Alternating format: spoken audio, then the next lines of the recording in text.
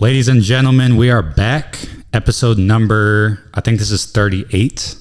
Not positive. But much more important than the number of episode, we got my guy, Greg Gentry, in the building, man. Thank you for taking the time and being here. No problem, man. Glad to be here. So for people that don't know who you are, let the people know, man, who you are, what you do, where you've been. Take us through the journey. Yep. Greg Gentry, like you said, from Los Angeles, California, born and raised. Kind of moved a lot once I got into middle school. So when I hit like 7th grade, I moved to Vegas. Halfway through 7th grade, moved back to LA. 8th grade, moved back to Vegas. 9th grade, moved back to LA. So the 9th grade moving back to LA is where it kind of started. My basketball journey, because I was a pretty good 8th grader at the time. I played for Taft High School. I think we were ranked 13th in the country. So starting point guard was Larry Drew. I think we had like 6, 7 Division I dudes on that team. That's how I know you coach high school. Yeah, for sure. Yeah, 6, 7 Division I dudes on that team. So I was fortunate enough to be the only freshman on that team. That year, played against John Wall. Played in Florida, Florida? I don't know what it's called now, but it's like that big tournament in Florida around like the Christmas time. City of Palms. City of Palms, there you go. Played against John Wall in North Carolina, tournament down there. That team, we won city, which in California, city's bigger than state. Okay. Because at the time, like most of the talent is in the city of California or Los Angeles. I see. So, and in city, we played against Ronaldo Sidney, like guys that were like big names at the time, McDonald's Americans, things like that. Some stuff kind of happened, end up having to move back to Vegas in 10th grade. So I go back to Vegas, but whole time I'm in 9th grade, I'm living with my cousin. So I've lived with my cousin a lot throughout this process. That's how I was able to kind of go back and forth. So go back to Vegas in 10th grade. I go to Durango High School. Finished out my high school career there. Did a pretty good job there. Lots of like D1 looks. No one really pressed the button. I was close to like Portland, Montana States, those kind of schools, things like that. Grades weren't the best, but was real close to going to Montana State. They ended up falling. Went junior college once I graduated high school from Durango. With Cosumnes River Junior College. So it was in Sacramento. So I played in the Bay Area a little bit, which is, I think, considered a little bit better of junior college basketball as the northern area, because I guess for some reason there's more talent, they say, out there. Was there for a semester.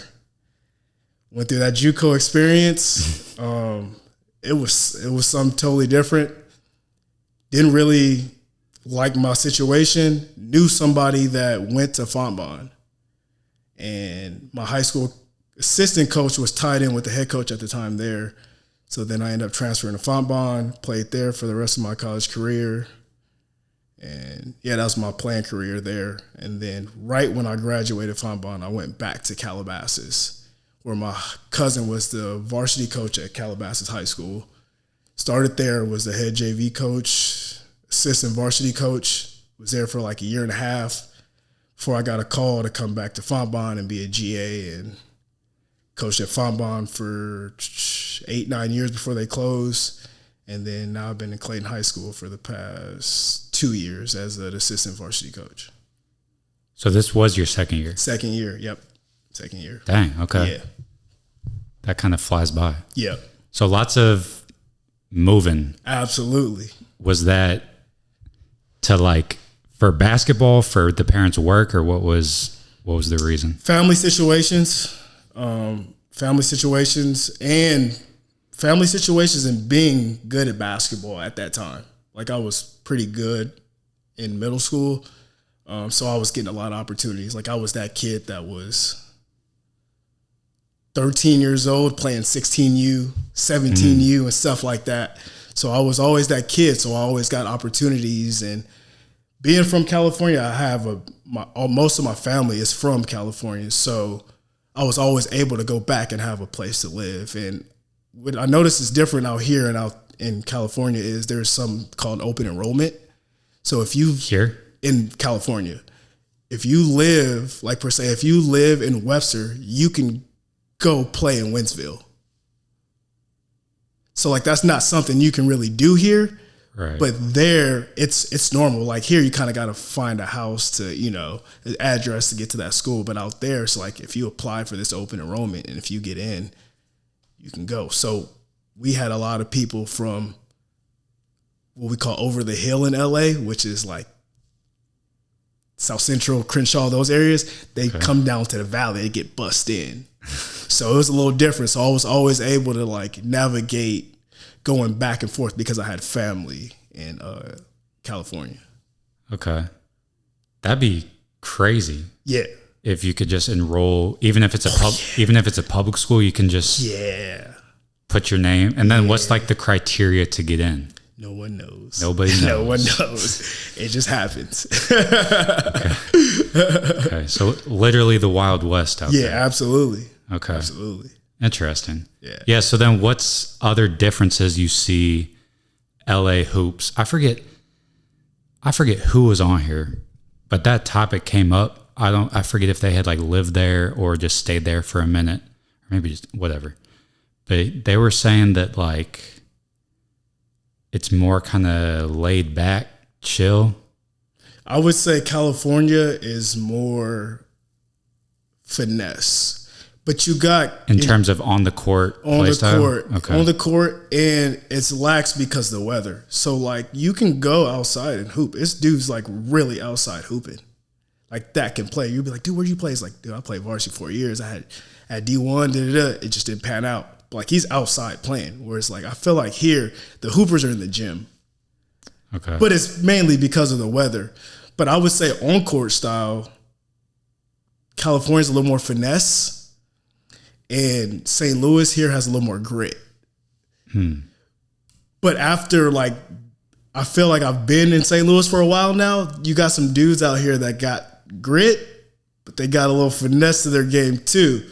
And then in California, it's different. Like where I'm from is in LA. Everyone's finesse between the legs, hezzies and all that. The stuff you see trainers teaching, you know. But then there's the Bay Area or NorCal where I went to junior college. There's a lot more grit out there, a little more physical, a little more tougher out there. So it's a little different. Okay. That's interesting that different areas would have different like play styles that they gravitate towards. Yeah, a little more gritty in NorCal. Okay. Interesting. That's interesting that you think like most of the hoopers here are in the gym, but it makes sense. I've hooped outside a decent amount. Yeah. And it's mostly kind of like random. Yeah. You know? Yeah. Okay. You will get those players you're talking about though, like deep bag. Yeah. But like they were just crash out tendencies or whatever and it never panned out. Yeah. Okay. So do you feel like if your grades were right, the D1 schools would have pulled the trigger, or what do you think was stopping them? Grades, for sure. I didn't understand at a young age what smaller guards needed to play at that level. There was a guy that was a year older than me that I was pretty good friends with. His name was Jonathan Lloyd. He went to Oregon for basketball. His last year, dude was just an athlete. He ended up playing football his last year. Just kept on. Same size. I would say some would argue I had more skill than him, like dribbling, shooting, just more skill. But I go back and I look, he had more dog in him. Like he would pick you up full court the whole game. You would cross him left to right, boom, boom, boom. He's there to the next possession. I did not have that. I did not understand that in high school. I didn't understand that, hey, you're very skilled, but there are a lot of people like you all over the world. What makes you different at that size? So if I understood, like, hey, man, you just got to be a pest. You got to be a gnat. You got to keep coming. You got to get a paint touch every single time at that size to be recognized. I mean, I've even had times where when I was in high school, the bigger circuit was Adidas. So all the guys played on the Adidas circuit, and I played in the circuit. I even had games where we'd play a top team where the other point guard was top 100. And I'd kill him. I'd get a call from Dayton. Dude, you're good. You could play. Not 6 foot, though. I was like, why does that matter? And then I started watching everybody. As I got older, I started watching everybody that was under 6 foot, how they played basketball. And I just didn't have it at a young age. You feel like that was the Cali boy in you, kind of laid back? Yeah, you got it. Okay. You got it. Laid back. Okay, I can cross you. I can get where I want to go. It's almost like proving a point. Like, I can do this, but I'm not going to do it every time. Whereas, like those Big East dudes, every possession, they're just dogs. They keep coming. Yeah, at that size, they're physical, they're strong. And I had to build for sure, but I didn't have what those coaches were looking for as far as just hound people every time. We don't care that you're going to get crossed. Because as you get older and you play at that level, you understand you may get crossed, but now you're sitting them in the 7-footers, whereas in high school, you're sitting them in 6'3", 6'5", some guys, But, coaches were looking for that, and I didn't have it at the time. What year did you graduate high school? 2011. Okay. What was because I'm thinking about, like, the picture you're painting right now is you were that guy in middle school. Mm-hmm. And then you were kind of bouncing back and forth in high school, sometimes for basketball opportunities and stuff. Playing in the Adidas circuit, which at the time was popping. Yep. So I'm trying to get a sense for, like, the hype and stuff, like cameras on the sidelines. Definitely not what it was. Mm-hmm. Wasn't what it is now. Absolutely. But what type of, like, hoop mixtape clout type of presence was there? So I was in 9th grade when Ball is Life, like, really, really started heavy. So I don't know if you remember, like, one of the very first mixtape was a dude named Cesar Guerrero. He's like one of the first guys to get a mixtape. His name's Cesar Guerrero. I actually played with him in middle school. He was a kid in middle school. You never saw him. And his uncle or his dad was like, we don't play games. We just train. All we do is train. We work out. And you would see him every blue moon. And that team was just mixed with a bunch of dudes from the Valley that were the best players. We never practiced. We just showed up to play. And it was like, these dudes are all so talented. And I didn't hear about them for like a year. And all of a sudden, boom, Ball is Life. The very first video, mixtape, he's out there crossing dudes. And so, yeah, that was the first. I was part of that generation where Ball is Life had just came out in 9th grade. Interesting. I feel like my generation, I graduated high school in 19. Yep. Just Lobs, yep. Rio. Yep. So he, from my perspective, as I was going through high school, he was sort of just starting out. Okay. And that felt like kind of the calm before the storm in a way. So it's interesting to hear you say that, because I feel like we're similar in that way. Yeah. In a sense. Yeah. So how much of an impact did that have on your playing career? The way you played? Did you look at your boy get a mixtape and like, oh, I'm trying to get one of those? Did it not really like affect you at all? It was an interesting time because, I saw it, and let me go back a little bit. My freshman year, I didn't play very much, dude. It was the first time I'd never played. Like, and I'm talking about now, we would beat people by 40, 50. And I'm still getting in like the last 2 minutes. That hurts the ego, something crazy. Never been through this in my life. Yeah. And I am the only freshman with a team full of juniors and seniors where dudes are high major Division I players. Like, I mean, the point guard went to North Carolina.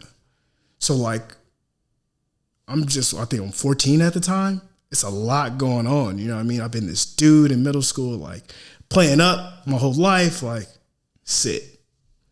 So it was a lot that I was processing. And in this time, I lived with my cousin. My cousin's 27, 28 years old. He's got his own youth program. So I'm not with my parents. So I'm in LA just trying to figure it out, dude. Okay. I was like, I think I caught like 2 buses to school every day. Like it was different, man. Like I used to have to play my cousin in Madden for him to give me a ride to school. Like it was crazy. So I was going through a lot, but I argue that I learned the most that year. I just sat there and watched Larry. I remember there was a time where we were walking around school in the gym and he was just like looking at me. He's like, dude, what are you staring at? I was like, I got to learn how to be like this dude. Like he's so good. Like he's going to North Carolina. Like how do I get that? So at the end of the year, he's graduated, he's gone. I see Cesar Guerrero's mixtape, Ball is Life. And I'm like, that's what gets you looked at? To play like this, to be shifty like this? I got that, but I've been taught how to come off ball screens and pick and roll. So now I'm 14, 15, I'm confused. Ooh. I don't know whether to get the clicks and likes, is that's going to get me a scholarship, or do I be coachable? So it was a very confusing time. And like you said, it was new. These mixtapes were new. But your friends, they like mixtapes. That's cool. You got clout, you know? But you're also trying to go to college. So you're trying to navigate through what's right and what's wrong. You know what I'm saying? And at the time, it's so fresh. No one's telling you, bro, those are just highlights. That's 10 clips in a 40-minute game. You don't have to try to make someone fall every possession because you're going to end up falling. You get what I'm saying? So I went through that for like a year and a half, dude, like sophomore till I got to my junior year and I started maturing. Like, dude, get a pull-up. You're so fast, get a pull-up. I had one of my assistant coaches like, dude, you're so fast, just try to get like 6 points a half and just transition, get the ball, let go. I was like, oh, now I'm starting to learn, like, this is what I need to do. But meanwhile, mixtapes are still flooded, and I'm nowhere near them. I'm at some of these Pangos All-American camps with these dudes, you know? And I'm seeing them get clips. And I'm like, I was on the other court, and I just crossed everybody, and everybody's wooing, where's my clip at? You know what I'm saying? Yeah. So I spent a lot of high school confused, man, as to what I'm supposed to be doing. And especially at 14, 15, 16 years old, the brain is just like not even developed fully. And that's so real. Like, which route do you go down? Absolutely. Because that, like, what your friends think is cool route is so real, bro. Yep. So, especially 14, 15 years old. How did that deciding which route to take? How did that manifest by like what to work on in the gym, or it did? Like, I never trained with anybody ever. I just would go and play. Yep. Remember, I was 13 playing 16U, so I just go play with grown men. This don't work against them. Like, be faster, hezzy. Like I love that I can hang my hat on. Like for my size, I don't get my shot blocked very often, but I think it's because I played against older dudes so much. So it was kind of hard to navigate which way to go through, because meanwhile, I'm still trying to cross people and do all these things. I'm still kind of getting letters. I'm still kind of getting phone calls, you know what I mean? I'm still getting asked like, hey, you play for one of the top AAU programs. Let's play a year up. Go out there and still do well. I'm still getting phone calls. So I'm like, is this working or is this not working? But what I learned was it was working for them at that time, but it wouldn't have worked for me long term. Working for who at the time? Coaches. What do you mean? You're so fast, just keep dribbling past people. Whereas once you get to college, dude, can you at your size, can you shoot the deep three? Can you shoot the three consistently? You know what I'm saying? Whereas in high school, coaches are trying to win. Bro, just go past him. Yeah. Get that paint set. So I a coach's player. But meanwhile, Okay. I'm not getting where I need to go, if that makes sense. Yeah. Yeah. Yeah, that'd be tough balancing that at the high school level. I would almost imagine it might be even like times 10 at the college level. What role can I put a player in to either win us games now or B, prepare them for the next level? Absolutely. Because I feel like your wins and losses as a college coach probably affect your job security more so than high school. Yep. I would agree. Okay. It depends on the high school you're at. You came from a good program, so you know how it goes. If you follow up his shoes, you don't do well. Probably out of there. You know what I mean? Yeah. But that's a tough balance though. Like, it's extremely tough. Because as a coach, you want to keep your job. Yeah. But then you got to look out for your players. Yeah. You know? And it's a hard one because the coach isn't wrong. He's like, go to the basket. That's what works. You're right. It does work. It wins you games. It makes me look good because I'm successful with it, you know? But as a coach, I feel like a high school coach, you have a huge duty to these kids, especially the ones that want to go play after. Because while Sebastian Bolden is a guy that can just score the ball, I got to tell him, like, dude, you got to start playing with some pace. I remember vividly, we're playing against St. Mary's. Earlier in the game, he's getting sped up. We know Sebastian can shoot from damn near half court, and he can get wherever he wants on the floor, and he just makes crazy shots. But I looked at Sumner, Coach Ahern, and said, let me have him this game. Can I coach him? As good as he is, because I know he's going to have 30. Easy. He's going to have 30. On his worst day, he's going to have 30. I said, can I coach him today? Like, please just let me coach him. I was like, dude, you got to play with pace. Like, if you want to play at this next level, you got to learn that, hey, I can be a combo guard. I can play the 1. I can play the 2. I can play the 3. I'm a big, long guard, right? He ended up having 51. You know what I mean? I remember hearing about that. Yeah. Because, I mean, if you go back and watch it, he just he was so under control. And that kid is he's a kid that if you let him go just up and down, he's just going to score a ton of points. But he got 51 because he's like, okay, I can get to the free throw line a couple of times.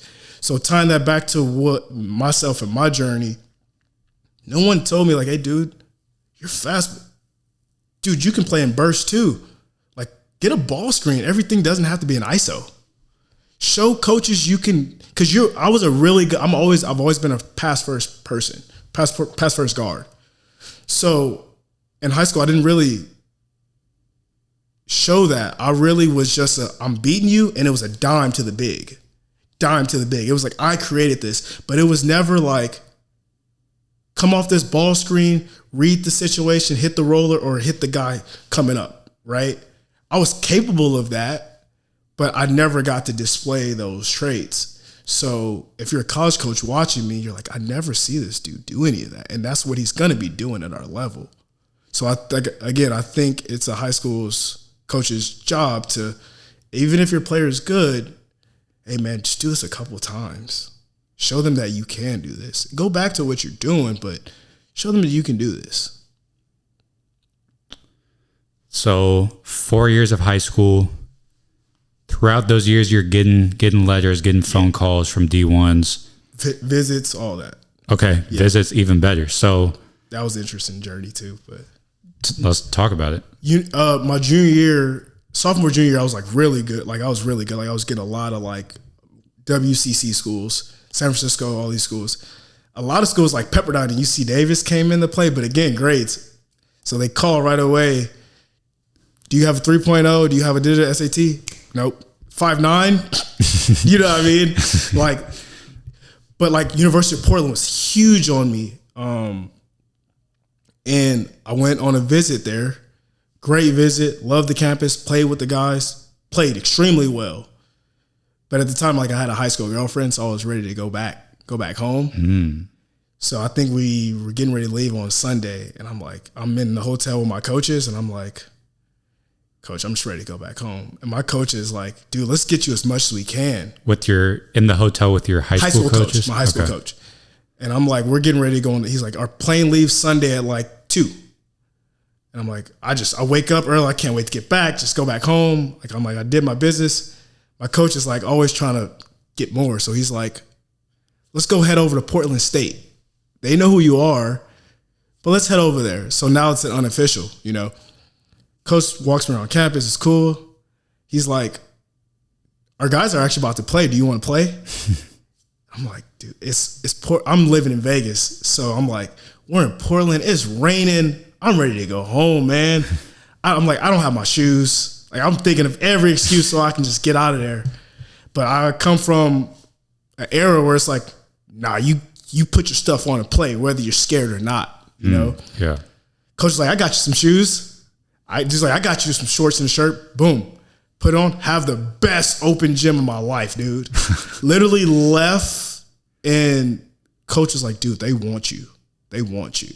So they just kept watching me. They kept watching me. And to that point where I'm trying to make as to, can you show glimpses of you can do this and do this and do this? They were waiting to see if I can do that or display certain things that they were looking for. And I just never did, because it's like, you're fast, you're quick, you can beat everybody, just go do that. Whereas college coaches, you know, we're watching, being a college coach for 9 years, we're watching like, I know you can score, but can you do this? Can you do that? And it's easy to just cross that guy off because there's so many basketball players, you know what I mean? We're going to definitely circle back on that, because that's a very interesting idea. So that's even better. So letters, phone calls, going on visits, they're like heavily interested in you. Camps, all of it. Yep. You're killing at open runs. Yep. So then at what point did you realize that probably isn't in the cards and that the JUCO route is more likely? I think I tried to enjoy my senior year because I was like one of the better players in the area at that time. I think we played Bishop Gorman. Shabazz, I don't know if you know who Shabazz Muhammad is. He was a junior. UCLA. So, lied about his age, I believe. Yeah, for sure. Yeah. So played against them. I had a good game against them. Obviously, every school was there watching because they got a lot of guys, and I think I played with a couple of guys that were younger than me that went D1. There's a couple guys my year that went D1 too. So there's like a lot of like, obviously the big schools, but then the Montana States are there. And after one of the games, I realized the calls stopped being as frequent from these D1 schools. And then I think I got a letter from like a D2 school. It's like Minnesota State or something like that. They had just won the national championship. And kind of where I'm from, you see that D2, you're like, man, it's over. JUCO. It's like where I'm from is D1 or bust. Really? Yeah, it's D1 or bust because you obviously have the UCLAs that are the biggest schools, but you got Cal State Northridge.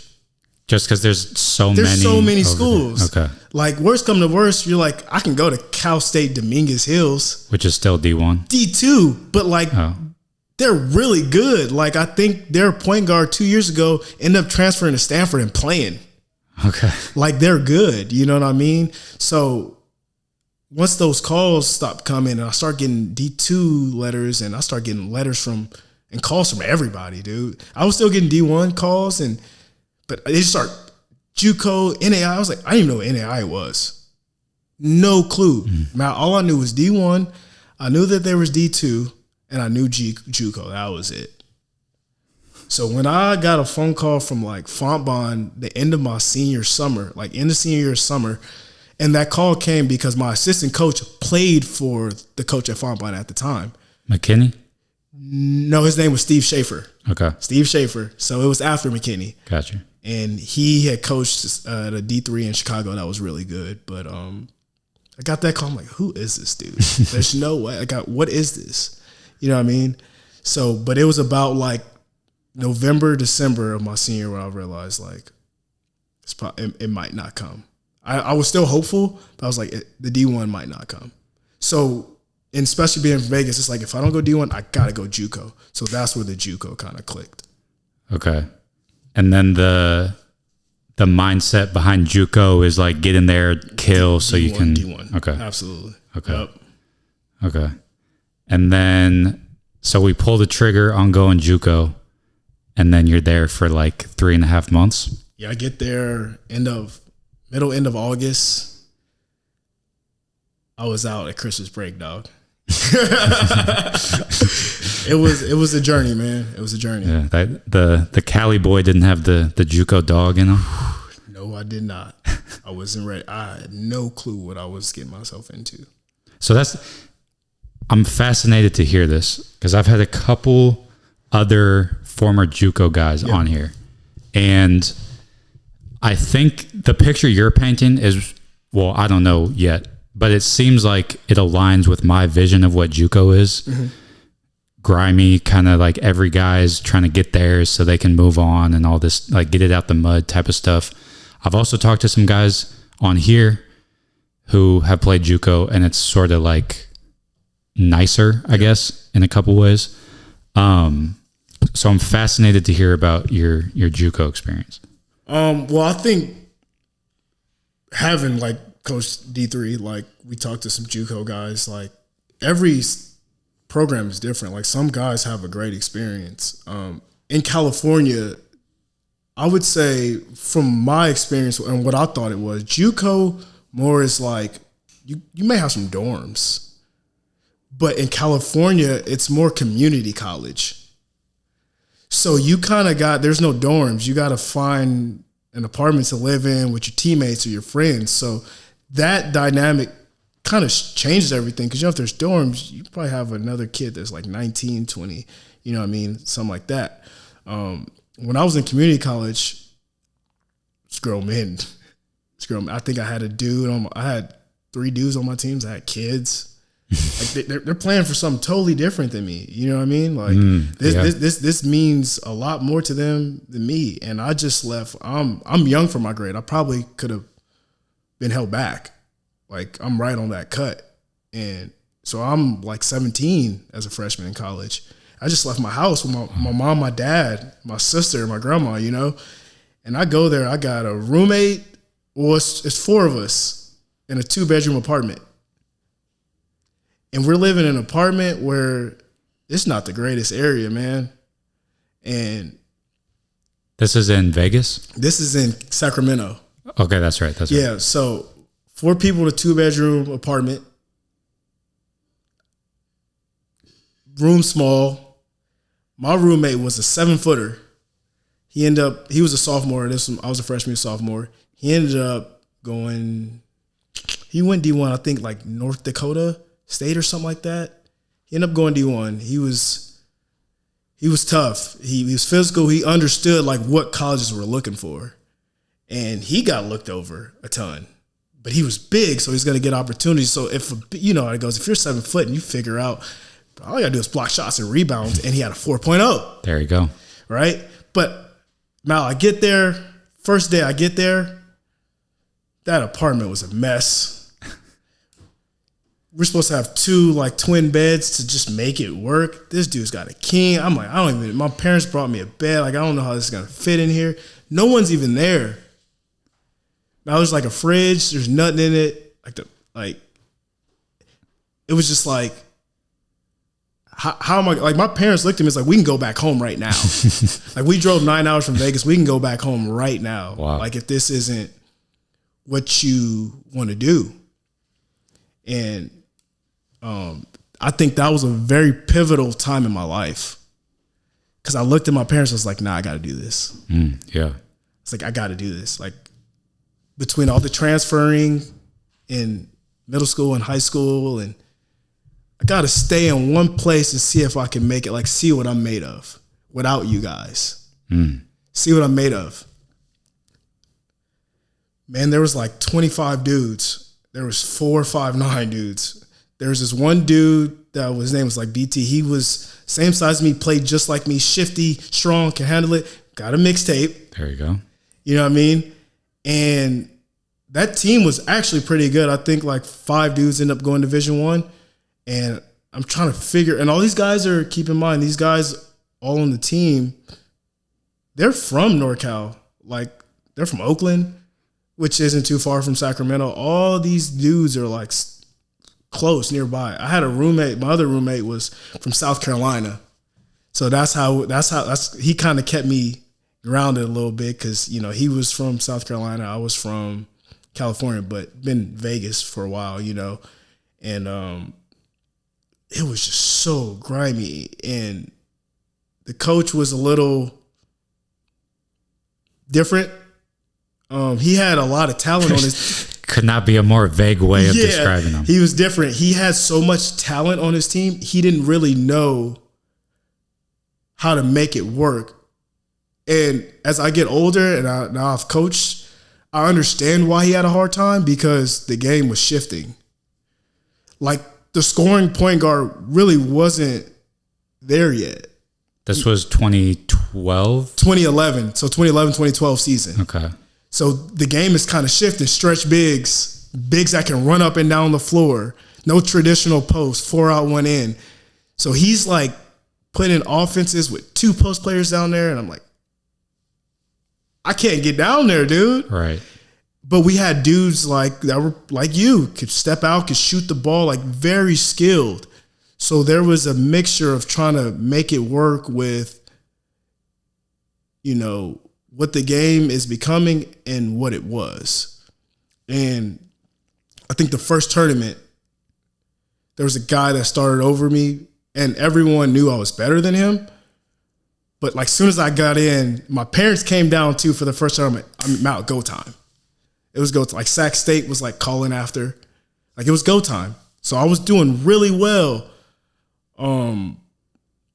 Got my grades up, right? Every practice we had a ton of coaches there, especially like the local ones, Cal State Fullerton, Sac State, Fresno State. Like those dudes are in the gym all the time. Just for practices. Nice. Pacific, like they're all there.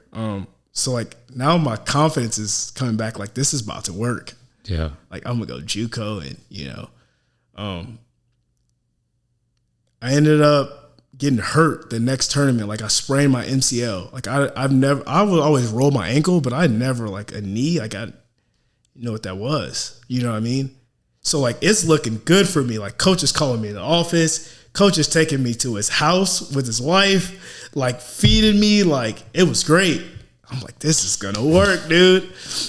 I sprained my MCL and I never messed with my knees before or anything like that. So this is an uncomfortable feeling. Like I don't know. And I'm a smaller, shifty guard. I can't shift. I can't between crossheads, none of that. Like that's what my game is predicated on. But it ties back to high school. Like, man, teach him how to come off a ball screen, dude. Like you don't have to shift someone every possession,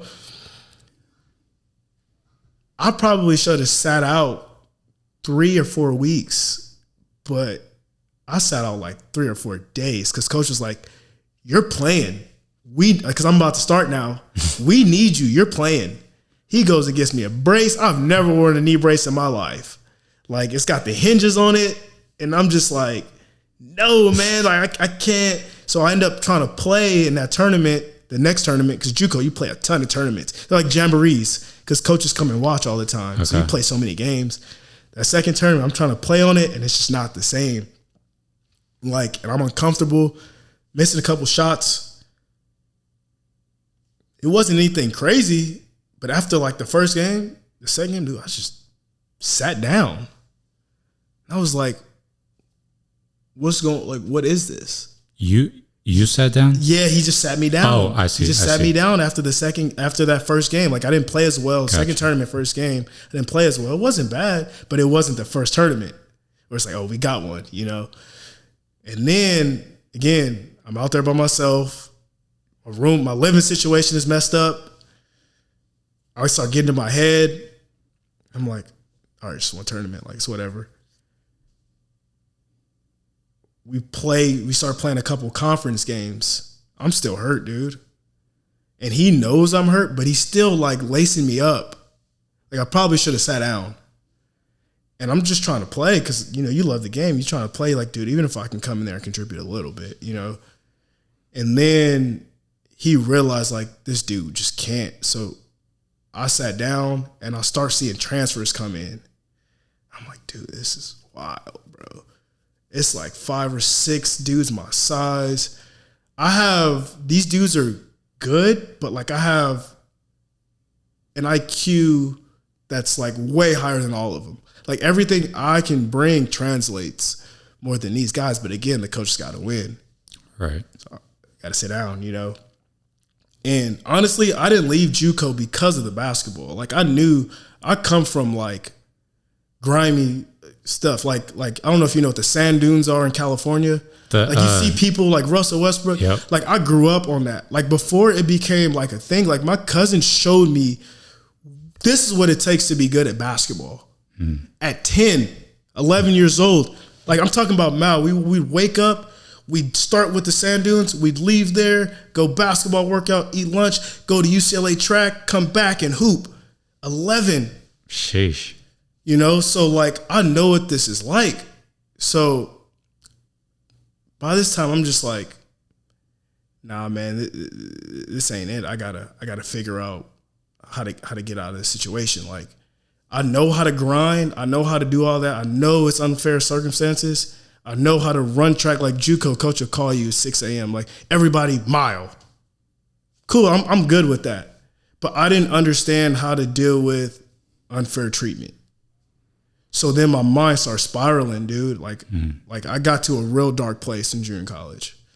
But again, I say it's pivotal in my life because I slowly became a young man at this time. Like, dude, no one's going to save you. What are you going to do?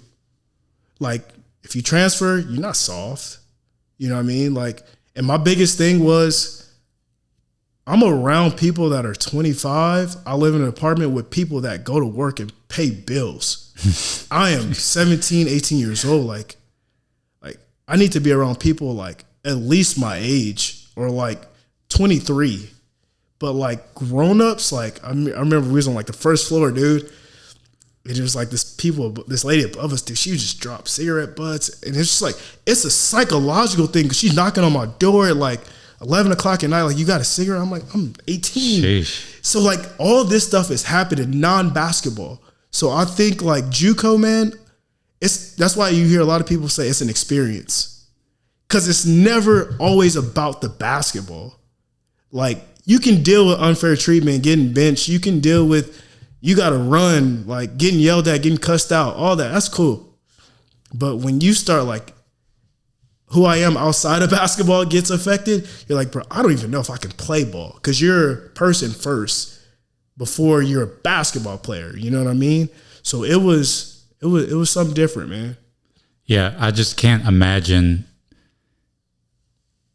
Yeah, that just seems like a whole like snowstorm of you get injured and then you fall down in the rotation and then they're bringing transfers in. And then, I hear like guys overseas will talk about like, what was his name? His last name's Harvey. He played for the Illawarra Hawks. Okay. But he was on a podcast talking about how like he won't watch Netflix out of season because he wants to like save all of it to binge during the season. Dude, when it's just, it can be locked in. Yeah. And just so he has like an escape, quote unquote, something to just balance out the on the court to kind of just get the mind right, whatever. So if the on the court stuff is kind of shaky, falling down in the rotation, and then 40-year-old Karen is knocking on your door asking for cigarettes, and like the off the court doesn't feel stable. Yeah. I could totally see that being like, dude, crazy. Because you're coming right out of high school. Your parents. Right. At 17, by the way. Right. Food, and we used to, our groceries, like one of my roommate, he had a car, but nobody else. The other dudes from South Carolina, the other dudes from Antioch. None of us have cars. So like to get groceries, like, dude, we got to walk. Like I'm talking about like 30 minutes, Mal. 30-minute walk. Sheesh. There was a time, this is the pivotal point that made me leave. I was like, we were like real hungry at night, me and the dude from South Carolina, and we go to the store late at night, get some food, groceries, walk back. And Sacramento ain't the best, area. Okay. and like 6 dudes hop out on us, you know, and had to drop our food and we had to run. Wow. You know, one of my friend got hit. I'm trying to get out of there as fast as I can. I never told my parents this story. Wow. It's an honor to have it be told on here. And I got to get out of there as fast as possible. So all this stuff, I got to get out of here, man. Like, I don't know what's going to happen. Like, there was a 24-hour fitness down the street that kind of, like a 15-minute walk that kind of kept me sane. Because, like, I was like, I can go there. Like, I would be there at 5 o'clock in the morning. I would still go get my shots in. I would go play pickup there. Like, it kept me sane. But you know how it goes once basketball season starts, especially as a freshman, you got real conditioning now. So you're like, dude, I don't got time for that anymore. Like, my body's sore. I'm tired. You don't even know what an ice bath is yet. Right. You know what I'm saying? So the 24-hour fitness stopped. And that's probably what kept me sane, man. And I probably should have kept doing that. Sheesh. So that night you drop the groceries, you make it back. And you're like, all right, this is it. I gotta go. Figure out the plan B. And one thing I've learned about myself is I'm very resourceful. So I had a teammate that went to Fontbonne, and me and him were close, like a high school teammate that went to Fontbonne. Okay. He didn't play very much in high school. He came off the bench, didn't play very much. And he's older than me. And I'm like, dude, I remember that coach called me after my senior year in that summer. And he's like, yeah, I'm over here. He's like, yeah, I play, I start. I'm like, he plays. I can definitely go over there and play. You know what I mean? And I'm still a freshman. So I'm like, I got to get out of here. And I'm like, I can't go back home though. Because like, remember, like my biggest thing is like, I'm 18 now. I got to make a man out of myself. Like I can't go back home. I can't go sit on the couch. Even if I'm going and working out, like I can't do that. That was my mindset at the time. Which in reality, it's okay to go do that. It's okay to go back home, reevaluate, get your thoughts together, work on your game. But at the time, I'm like, I can't go back to my home situation. So I'm like, I got to go to a school. And I was like, again, I'm still betting on myself that I'm a good basketball player. So at the semester, I ended up going to Fontbonne. Played Fontbonne second semester, and Northern Arizona was talking to me because one of the coaches, like from Vegas, he became an assistant over there, and he was like, I remember that dude, he can play. So like we like kind of stayed in touch, out of touch, you know, and at the time I didn't understand like it's okay to be proactive and advocate for yourself as a high school basketball player or even as a freshman in college. Like you can pick up the phone and call somebody and say, hey, do you have a spot on your team? Like, hey, here's my highlights. Here's my film. I never did any of that, Mal. Everything I got was someone noticed me.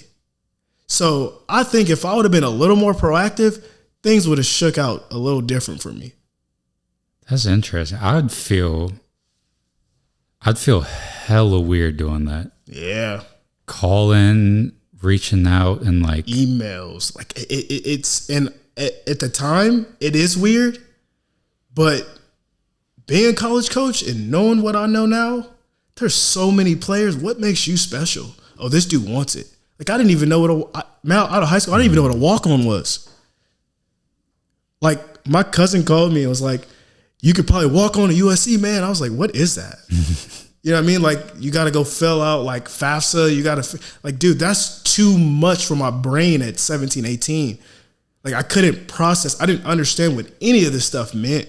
You know what I'm saying? So, I feel like a lot of guys that made it or, like, walked on or did any of these things, they were just a little more mature at that age. Not everyone is that mature that understands, like, okay, this is the process I have to go to. Or there's somebody that's explaining things to them that makes sense to them. Like I had a high school coach that explained this stuff to me, but it didn't make sense to me. It's like, okay, like one ear and out the other. Like, I don't even know what you mean. You know what I'm saying? Like my high school girlfriend had to tell me what FAFSA was. Like I didn't know what that was. Yeah. You know what I mean? So yeah. That's funny. I'm just imagining the high school coach like laying it out to you giving you the landscape. In his head, he's like, he just hit a home run. Like he nailed all the points. Okay, bet my guy Greg is set, and then you're just spaced out. He's like, dude, send them. He's like, he was giving at the time his CDs. Dude, send your CD. Like, dude, make a copy of it. I'll show you how to do it. Boom, boom, boom. Like my cousin, when he called me about walking to UC, he was like, dude, you got game film? You got game film? I'm like, yeah, I'll get some. Never sent it. Like, I just like, again, I'm so good in middle school. I always played in high school. I was always good. Just like, if I'm good, they'll find me. But dude, you are not very big. They'll find somebody else. You know what I mean? Yeah. So yeah, advocating for yourself, man. It can't hurt you. I guess you're right. Like, what's the worst that happens? I send the coach says, "Hey, coach, I'm a upcoming senior. I play at Durango High School in Las Vegas. I average 18 points a game. Here's my full game film." He might be on, Division I coaches do. They're on the plane. He may be you hear all the time, like, he may be in now this internet, but he may be waiting on a flight. He's like, man, I got an hour. Let me throw in Greg Gentry. Say, well, this dude can play. Yeah. And is it a shot in the dark? Yeah, it is. But what could it hurt? That's a good point. I didn't think about it like that. Yeah. Because if anything, he throws it away. Yeah. And you just go back to the relationship you guys had before that, which was nothing. Absolutely. Okay. I like that. And I do like your point too. It's like, how do you stand out? So being proactive like that kind of stands out. But dude, and I feel bad for some dudes because they don't know that you can do that. Like, if a college coach, I'm in Fontbonne. If I open up my email and I see 6'8", 220, Texas, 3.5 GPA, I'm not gonna click it. Like, and I might click it and he can't tie his shoes. You know what I mean? Walk and chew gum at the same time. But I've watched it for 45 seconds. I watched 3 or 4 possessions. And when you get that far as a college coach, you can pick up on things like, okay, he missed a shot, but dude, his form's nice. He's got good hands. I can figure that out, So for kids out there, man, like, it's okay to advocate for yourself. You're never too cool to advocate for yourself. I like that. So well, tell me your experience at Fontbonne playing, like, because it seems like the mindset going into that was sort of treating it like JUCO. Worse. In what way? It's over. Oh, okay. Just go in here. I got to go because I can't go back home. Yeah. I'm just going to play, man. Just finish it out. Like, if I'm going to be very honest with you, I was probably depressed half the time, 90% of the time I was at Fontbonne.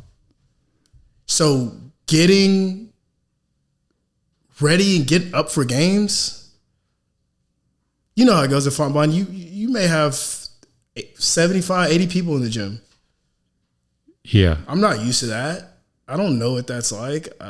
So you're playing for the love of the game once you go like D3. Like, you love basketball. You don't care if there's 0 people or 5,000. You want to go out there and show, like, I can play, like, I love this game.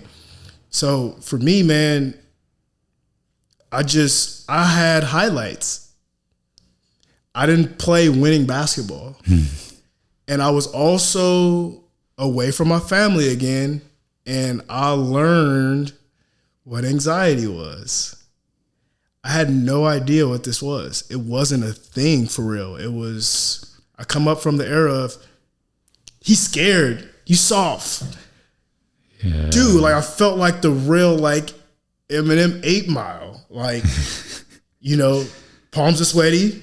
I can't move. Like, I know I'm way better than this dude from Webster, but I felt like paralysis. Like, I couldn't move. So I was like, what is going on with me? I dealt with that for like 2.5 years at Fontbonne. I used to go in the coach's office. He'd be like, why can't you do this? And I was like, I hear you, but I can't. And I don't even know how to articulate myself to say, like, coach, this is what's going on. Like, this is anxiety. Like, I I can't eat. Like I get sick before every game. Like this is impeding on my like health. You know what I mean? Like everything I do, you know what I'm saying? And my first way of introducing what I was going through is I told my coach I was afraid of failure. Okay. Like, I'm afraid of failure. He was like, and this is partially why I got into coaches, like what you tell these kids is vital, and how you say it is very important. It's like, Coach, I'm afraid of failure. And he talked to me about his marriage failing. And while we're adults and we understand what that means and how to keep going on with it, I'm 19, dog. I don't know what that means. I just know that you don't feel what I feel on this court. You know what I'm saying? Like, I understand marriage is an important thing, but I'm 19. How does that apply to basketball? How does that apply to what I feel in the game? And these first 2 minutes of the game, you're telling me to pick up full court? I can't pick up full court, because if I pick up full, he's going to blow past me because I can't feel my legs. So I'm picking up at half. And I can bump you and get in the gap, and I'll be okay. But as a point guard, it's just you and him up there, full court. If you get blown by, bro, you got to sit down. You played with Clayton. Yep. You get blown by, sit down. You got to sit down, dude. But I understood why, like, Clayton didn't do certain. I was like, oh, he's nervous. So to this day, me and him have a special bond because I understood. And I was like, dude, get out of your head. It's not real. Go do what you know how to do. Yeah. If you fail, so what? Do it again. There's no such thing as failure. It's only lessons. So I was dealing with that at Fontbonne in my playing career. I didn't understand really what anxiety was, and it played tricks on me because I had some games where we'd play against, like, I think Spalding had a transfer from like a D1 school or something like that. Like, he's the best player in the conference. He's averaging, I think, 20, 28. If you're good in SLEAC, bro, you can average 30. For sure. He's averaging like 28. I play against him. I think I had like 28 against him, and he had like 12. So it's like, I was like, how can I do that? But so it never registered to me that, bro, you're mental. Like, you got to figure out how to get your mind together. You know what I'm saying? So my playing career at Fontbonne wasn't as great as it should have been. Statistically, wasn't as great as it should have been. Accolades, not as great as it should have been, which is why I coached you guys the way I did, because I knew what you guys had. But all the people that played on my team knew he got it. I just don't know why he doesn't do it. And hell, I didn't know I didn't do it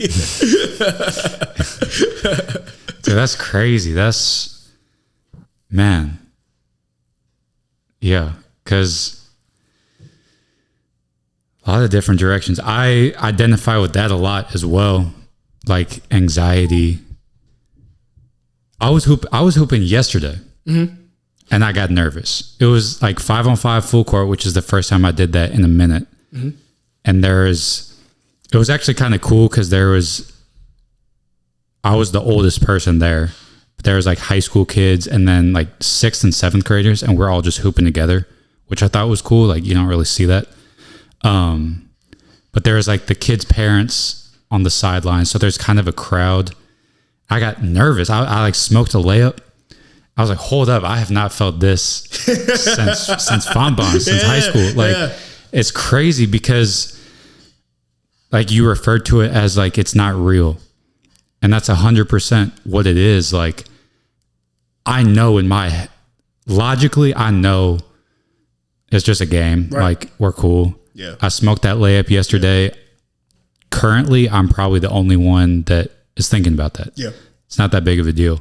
But then it's just, for me anyway, it was just something that it just got turned on, and it was just there. And those thoughts just were there, and there wasn't really anything I could do, I guess. Did you have certain like perspectives, frameworks, way of thinking about it, like pregame rituals or something that I've loved Lil Wayne my whole life, bro. Wheezy F baby. Like, my dog's name is Tunchi. And I can listen to his music all day, and I would listen to it before the game. Get me hype, man. Get me ready to go. What I didn't realize was that was the problem. I probably should have listened to some jazz. I probably should have listened to some old school stuff that would have calmed me down, because I naturally have this like, let's go. So if I'm listening to some, let's go, you know what I'm saying, like some hype music, dude, my heart rate is out the roof. Like I just can't do it. And I went to school for social work and psychology and all that stuff. So like even listening to your story right now, there's so many neurons fired up when you're doing what you're doing. You're like, it's just pickup. Like, why do I feel like, why is this coming back? Like, I'm a grown man. I thought I passed that. But these neurons were like, you remember stuff when you were a kid, when you played against somebody older and he looked bad. I don't want to look like him. I'm a trainer. I got the grounded theory going, like, what if I suck in front of these kids and these things are happening? You know, and it's hard to process that in the moment. Like, whoa, it's not that deep, bro. I can miss a layup. I'm human. LeBron missed a layup. Yeah. You know, but LeBron also missed a layup, came back and made a three to send it into overtime or win the game. That's right. But I'm not giving myself a chance to shoot that three because I'm shutting down. So I learned, like, just keep going. Just keep going. Every time you show up, you'll get better at it. You'll get better at handling it. And I think my last year, which is my first year with Lance, he was his first year head coach, I actually went and started talking to people and just started opening up. I opened up to my dad for the first time. He still didn't understand it because he old school, didn't understand what it was. But I actually started opening up to people about it. And, man, it was the most freeing feeling ever. Yeah, I bet that was crazy because I feel like you said, you grew up on the, oh, you scared? I used to throw up during the game at 9 years old. Like, I was playing, like, nationals, AAU, like, everybody, because I was so good at a young age. Like, people would, like, all these kids come watch. Bro, I'll throw up during the game. I didn't know it was that young. It started that young. I didn't know what it was, man. Okay. I think if I would have had that figured out at a younger age, I wouldn't know you. You'd be in the league. I wouldn't be in the league, but I'd be fearless. I'd be coaching somewhere different. I wouldn't be afraid of, hell, I was nervous coming to this podcast, and I know you. You know what I'm saying? This is just a casual conversation. But it's like, I'd be fearless. I'd reach for the stars. But I felt like, let me play it safe so I can be comfortable. Fontbonne. Because you're like, how does all this stuff turn into, this dude could at least went to like UMSL if he was that good.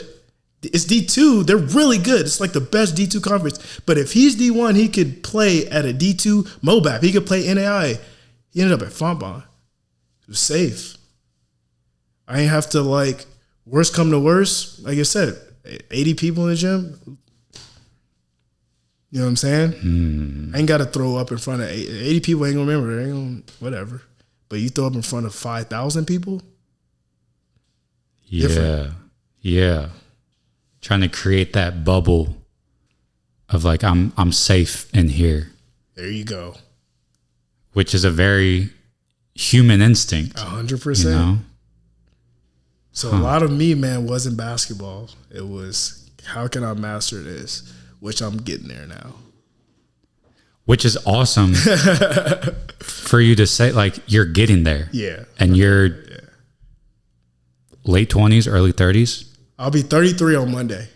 Okay. Yeah. Oh, happy early birthday. Appreciate it. But that's really cool to be 33 and say, I'm still getting it. Like, I don't have all the answers. For sure. And that's what, because I like the story you told about your coach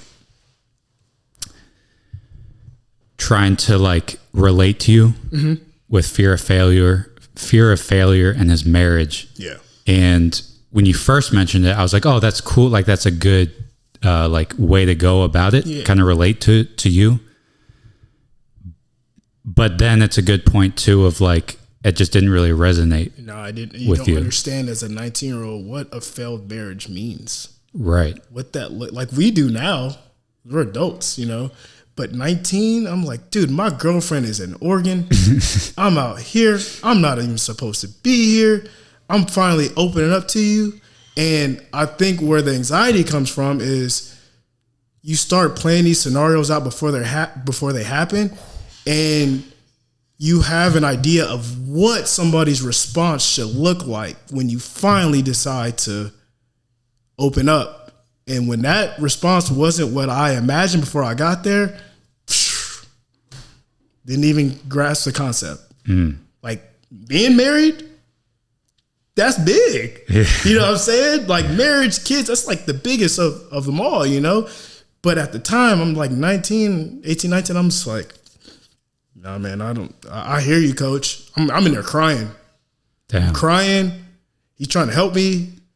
And he's trying his hardest to make these analogies about how it resonates with basketball. And I'm just like, dude, I'm not there yet. Like, my brain mentally wasn't there yet. I didn't understand a lot of these things and how a lot of these life things relate to basketball, man. I didn't understand that yet. I was just like, I thought there was something wrong with me.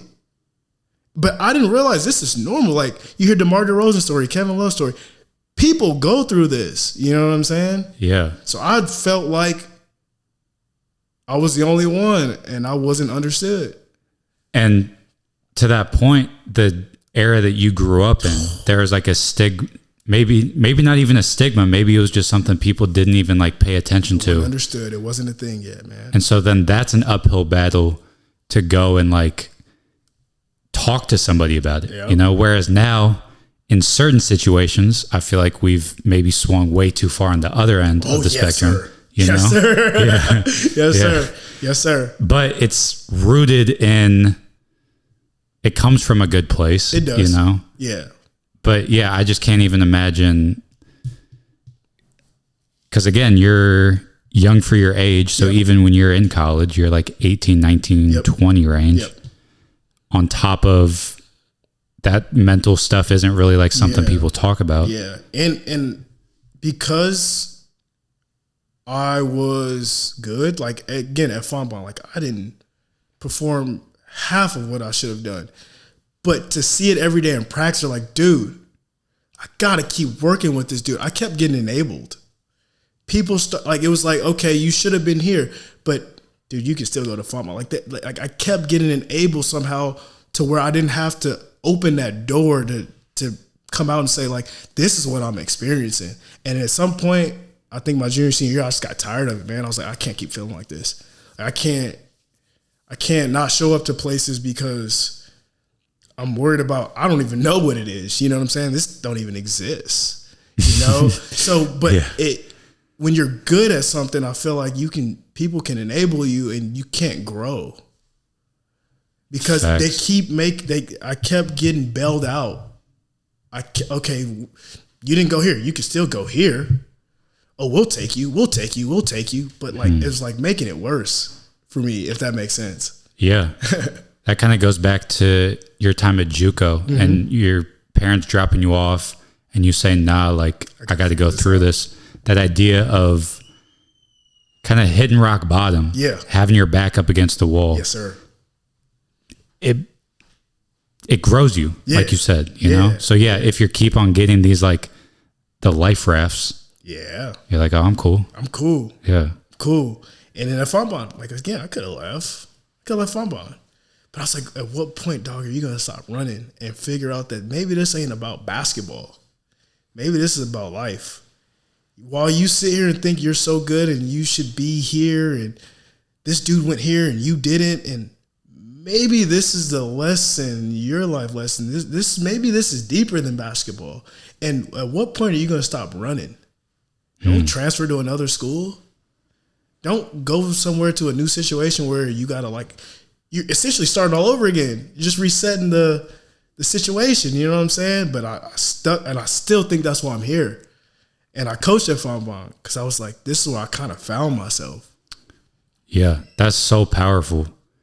Because that, to your point of like no L's, just lessons and learning from stuff. That's pretty similar to how I was with Fontbonne. Like going there, kind of the same with you in a lot of ways. Like in my head, I was like D1, you know, low major, whatever, D2, at least D2. Lance keep coming to your gauge. You're like, why is this dude at my gauge, man? Yeah. And I remember I had talked to him to like say I committed. And then he's happy, man. I'll post your Twitter. I know. That's where I was going with it, was like the Twitter stuff. That was like commitment graphics and stuff. Like that was a big thing. And even just like people tweeting that they're committed to whatever. Nah, I was like, it was just because of again, this like not real perception of like where I was quote unquote supposed to be. And then to not live up to those BS false expectations, I felt embarrassed. I get it. I know, man. So I was like, bro, I'm not tweeting. I'm not retweeting the Fontbonne Griffins tweet saying I committed there. Like, and it was hard. I'm sure it's hard for you because just down the street.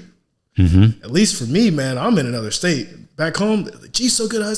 Where's he at? No one knows. Like to this day, like right now, I don't have social media, man. I don't. You know what I mean? Like I had Instagram for a long time, but I haven't had it for the past 2 years. But like to your point, like when all that stuff, no one knows where I'm at.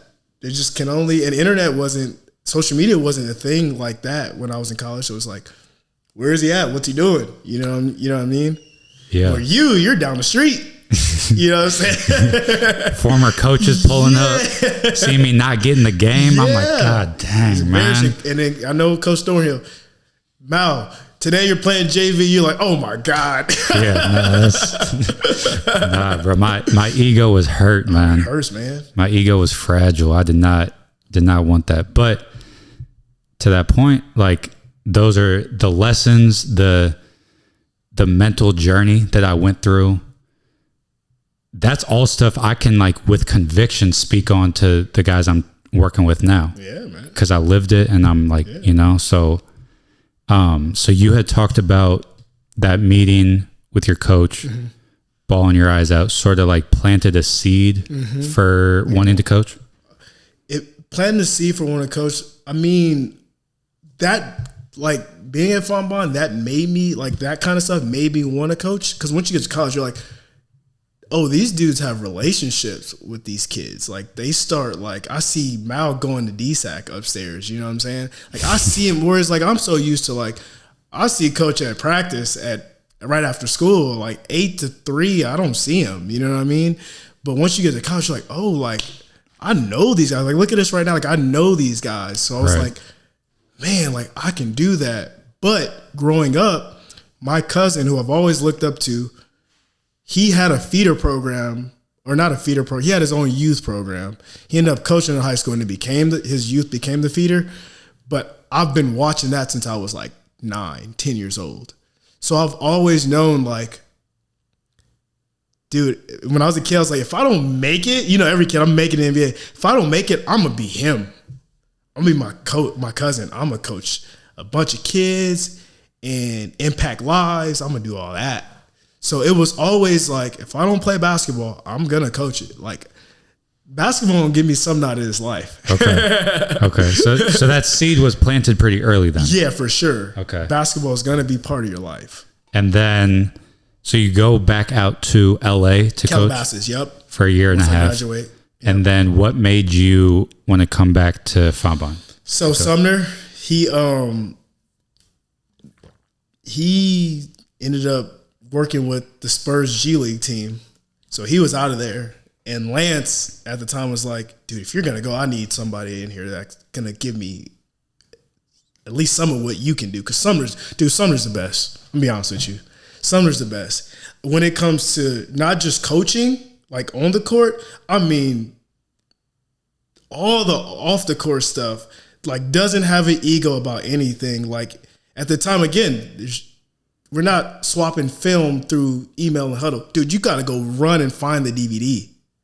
So like after the games, you got to go find where the cameraman was filming the game and go get a hard copy just so we could. So like Sumner, like film, ordering food, like tax exempt forms. Like the dude is to a T, like one of the best I've seen do it.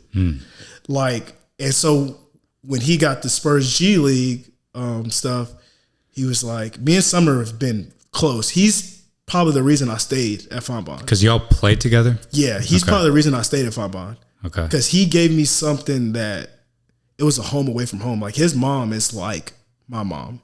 His sisters were in my wedding. Okay. So like Sumner is a huge, like Sumner's a staple to like who I am right now. Fire. And so Lance was like, I need a GA. You better help me find somebody. You're going to be in all these interviews. So Sumner called me, is like, it was perfect timing because I was like, I got to get out of Calabasas because my cousin ended up having to leave the job. And the coach that came back, he was going to keep me on, but I was like, this don't feel right. My cousin had to get let go. He's down the street. I live with him. You know what I'm saying? Like, I got to go. Perfect timing. Sumner's like, hey, G, what are you doing? I was like, man, I'm coaching. He's like, I was like, and in that time at Calabasas, I'm like, I need a master's. I need a master's degree because I'm coaching at Calabasas, but I still do I had a social work job on the side where I worked with at-risk kids. Where you're like going to their houses and stuff? Oh, no. I'm in the cottages with them. Like they all stayed at, none of them are with their parents. So this is like, I guess we call them cottages, but they all live in this cottage and, you know, we take them to hospitals. We take them to school. We take them we do everything. But we just got to be there. I guess I was a youth counselor or therapist. Okay. At the time. So I'm dealing with, you know, like I didn't know if I was going to, every day I showed up for work, I didn't know if I was taking a kid to the doctor's school or if I was taking him to jail. Wow. So I had that job and I was like, dude, again, I'm 21, 22. Like, I think coaching is supposed to look like what my cousin does because he's made a living out of it. He's got like 5 teams, 10 kids making a lot of money. And I'm like, I don't have that, but I got to still make some money, but I have my degree. So I started using it.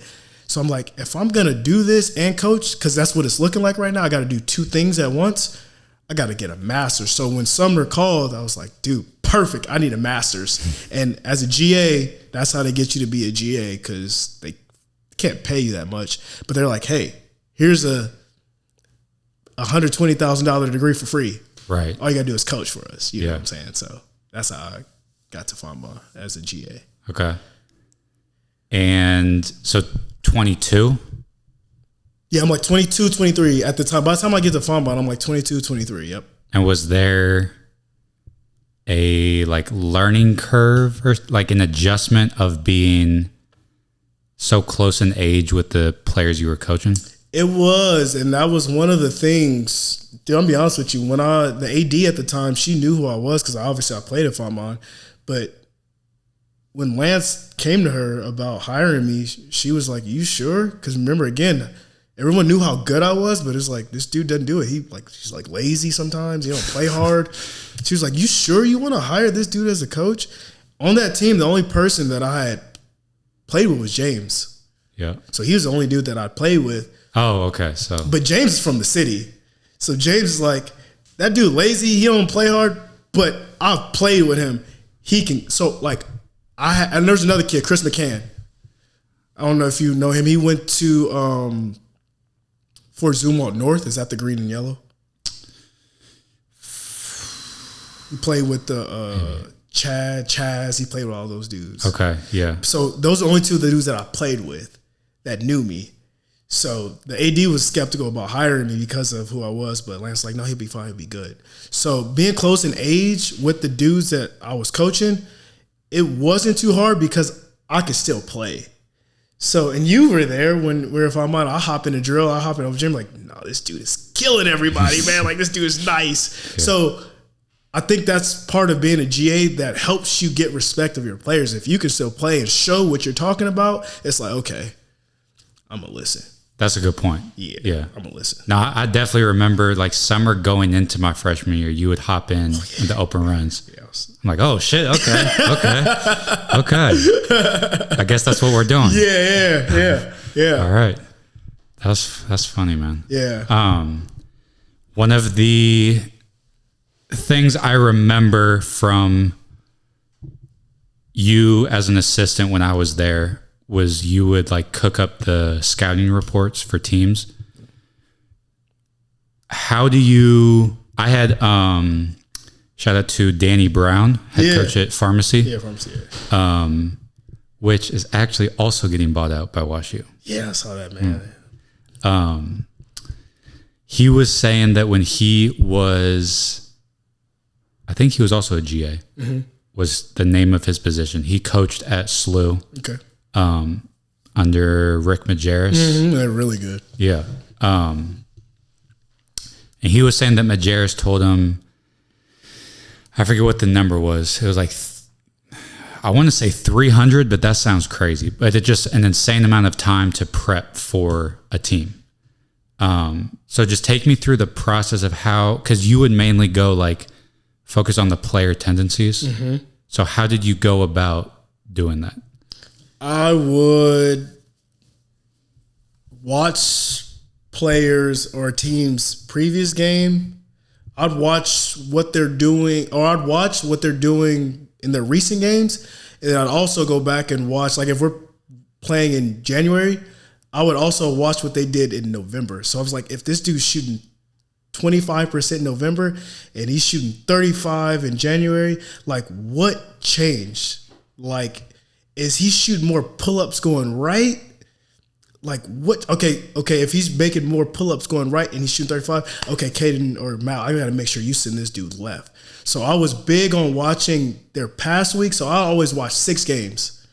I'd watch like their past 3 and then 3 old ones. And then I would split up like in 10 minutes because it's 20-minute halves. I split up in 10-minute segments. So I'd watch how a player started the game. And then I would skim through the second 10 minutes of that first half and be like, okay, he averages 25, but he started off slow this game, and he only had 2 at halftime, but he ended up with 25. So I'd watch the third. So I'm big on watching adjustments. Like, what did he do different in this first half of the 10 minutes and then the second half of 10 minutes? Because I know at halftime, again, you're 18, 19, 20 years old. Halftime, coaches got 15 minutes to talk to you. And if you're in college, you got your head coach that's obviously drawing on the board what we're going to do, but you got your assistants that are your skill development coach like, hey, man, you got to get to your pull-up. Dude, you got to get in there and jump stop. So I'll start really coming back and like, what did this dude do different after a halftime speech? So I was big on that. I've heard people talk about that, like definitely after halftime, and then also even after timeouts. Timeouts, yeah. Someone was talking about this past finals and how he felt like the guards weren't really throwing it to Wemby. And he was saying, I know I'm right, because pretty much after every timeout, when Mitch has a chance to draw something up, it's going to Wemby. Yep. So that's a good point. So when you have someone you're scouting went shooting 25%, now is at 35%, were there certain common things that like contributed to that?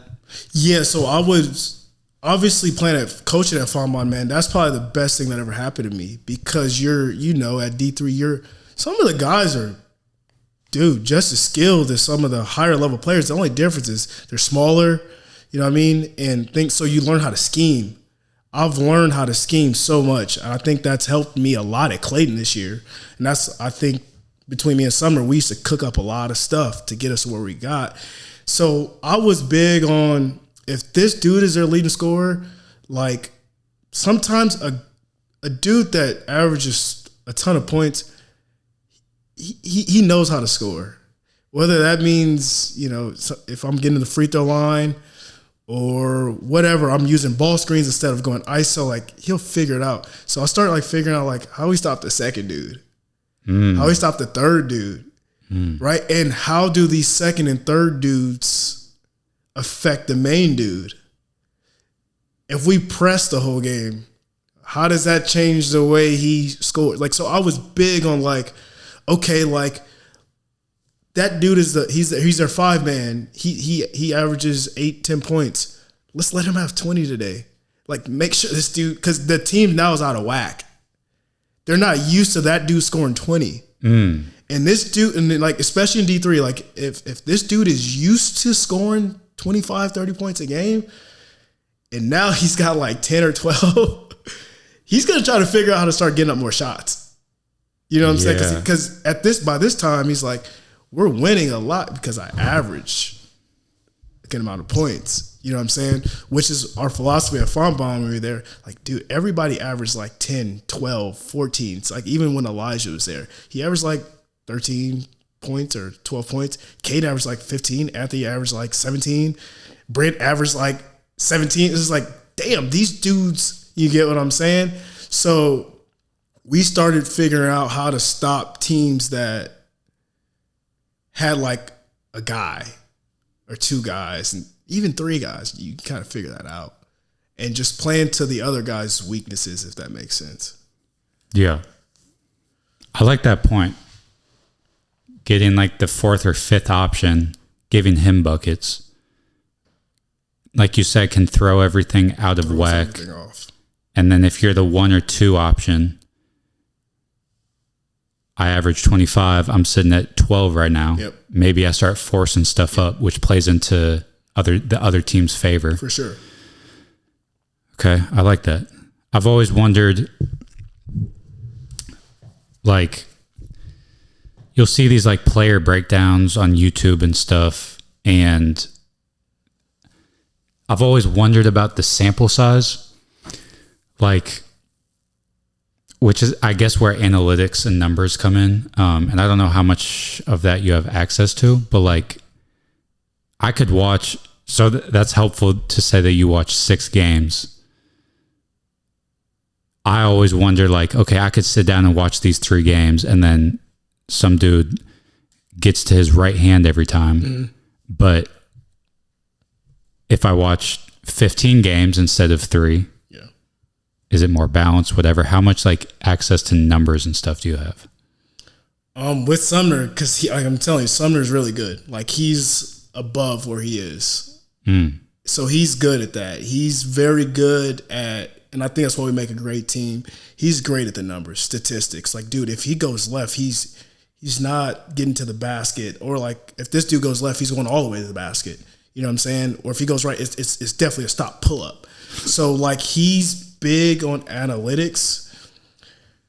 I'm big on what caused him to do that. And like, what is a player really comfortable with, if that makes sense? What caused him to drive left? Yeah, like there are some players that are very reactive, right? I love using a guy like Paul George as an example, because or Kyrie, you don't know what they're going to do. You don't. And like, obviously that's like the top tier, but like, as you start to like really like clip someone like Paul George, you'll notice like, dude's still 35% going to that pull-up left, but to the right, he is 75. I can't, and you kind of, because I think today's game, the players are so skilled, man. Like, you just kind of got to live with certain things sometimes. Like, if he's 35 going left and 75 going right, I got to make sure he goes 35, in which 35 is still a good percent. So you just got to kind of live with those statistics.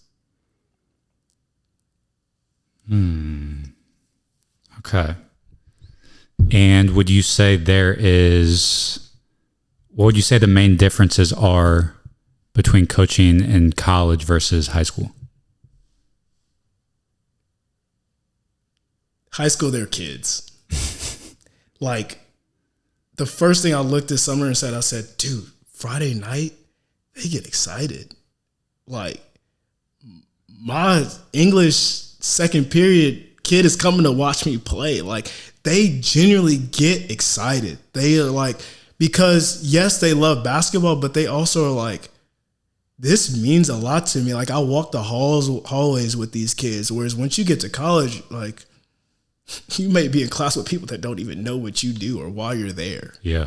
You know what I'm saying? So the excitement that the kids get. And the one thing I've learned between high school and college is, which I think makes everybody like basketball so much, it's such a subjective sport.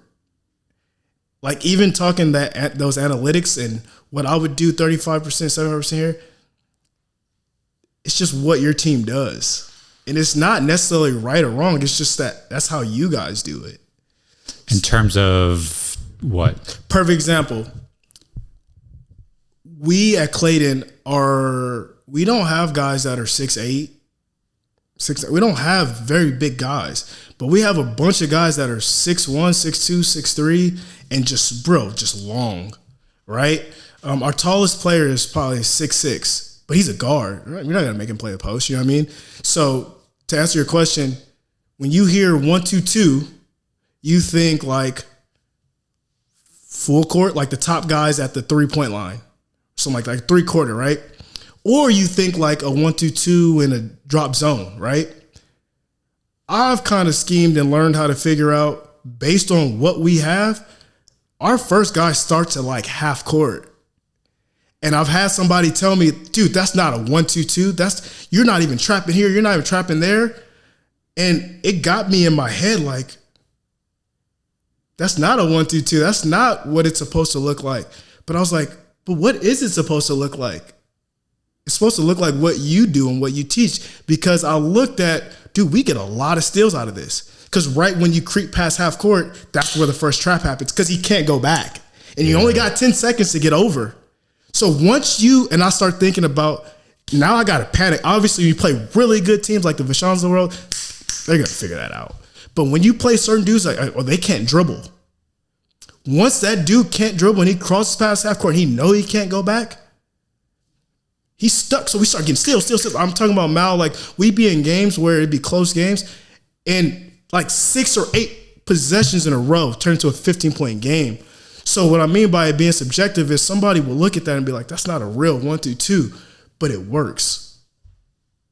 So it's like they're not wrong. It's like if someone looks at you and the way you train kids in the ground, that they're like, you got these kids in the sand with beach volleyball, and it's like, bro, what is that helping the basketball? Bro, he's got a method to his madness. You just don't understand it. Does that make it wrong? So I've learned like basketball is so subjective, man. And it's just how you do things. No one's going to tell Jim Boeheim, dude, you got to get out of his zone. You got Melo, you got all these athletic dudes. That's the way he does it. I like that. And that's where the innovation comes from, the like evolution of the game. That's why comes from it. You know, that's why you see kids everywhere, can play or not, they're going out there trying it because it's an innovative sport. Yeah. Something like what the Grizzlies are doing offensively, and then even like the sub patterns and stuff. Somebody looked at Greenville's like, bro, what are they doing? Grinnell, like they just press. Yeah. You look up and you're like, dog, they're 23-5. Yeah. Is he wrong? And it's crazy. It's crazy. It's crazy you mentioned Greenville, because I remember high school looking at them because I thought I was going to go to Fontbonne, hearing about how they play at Fontbonne, preparing for them. Mm-hmm. Like, whoa, this is crazy. It's different. But now I'm like, okay, this isn't even like that crazy. Like, I'm pretty sure people in Europe probably look at Americans like, dude, they don't pass the ball. Yeah. But it's like, you can't stop Anthony Edwards anyway. So the rules are, and that's another thing, the rules are different. There's no shot clock. The rules are different everywhere. You have no shot clock in Missouri. You have shot clock in California for high school. And then in college, you have shot clock, but you can stand in the lane. In the NBA, you can't stand in the lane. Like, it just depends on the rules. So everyone's trying to kind of talk about how things should look, but it's going to look different everywhere to every level. Do you think that's a good or bad thing? I think it's good because it allows people to be creative. And that's why people love this sport, man, because you can be creative. You can scheme up some stuff.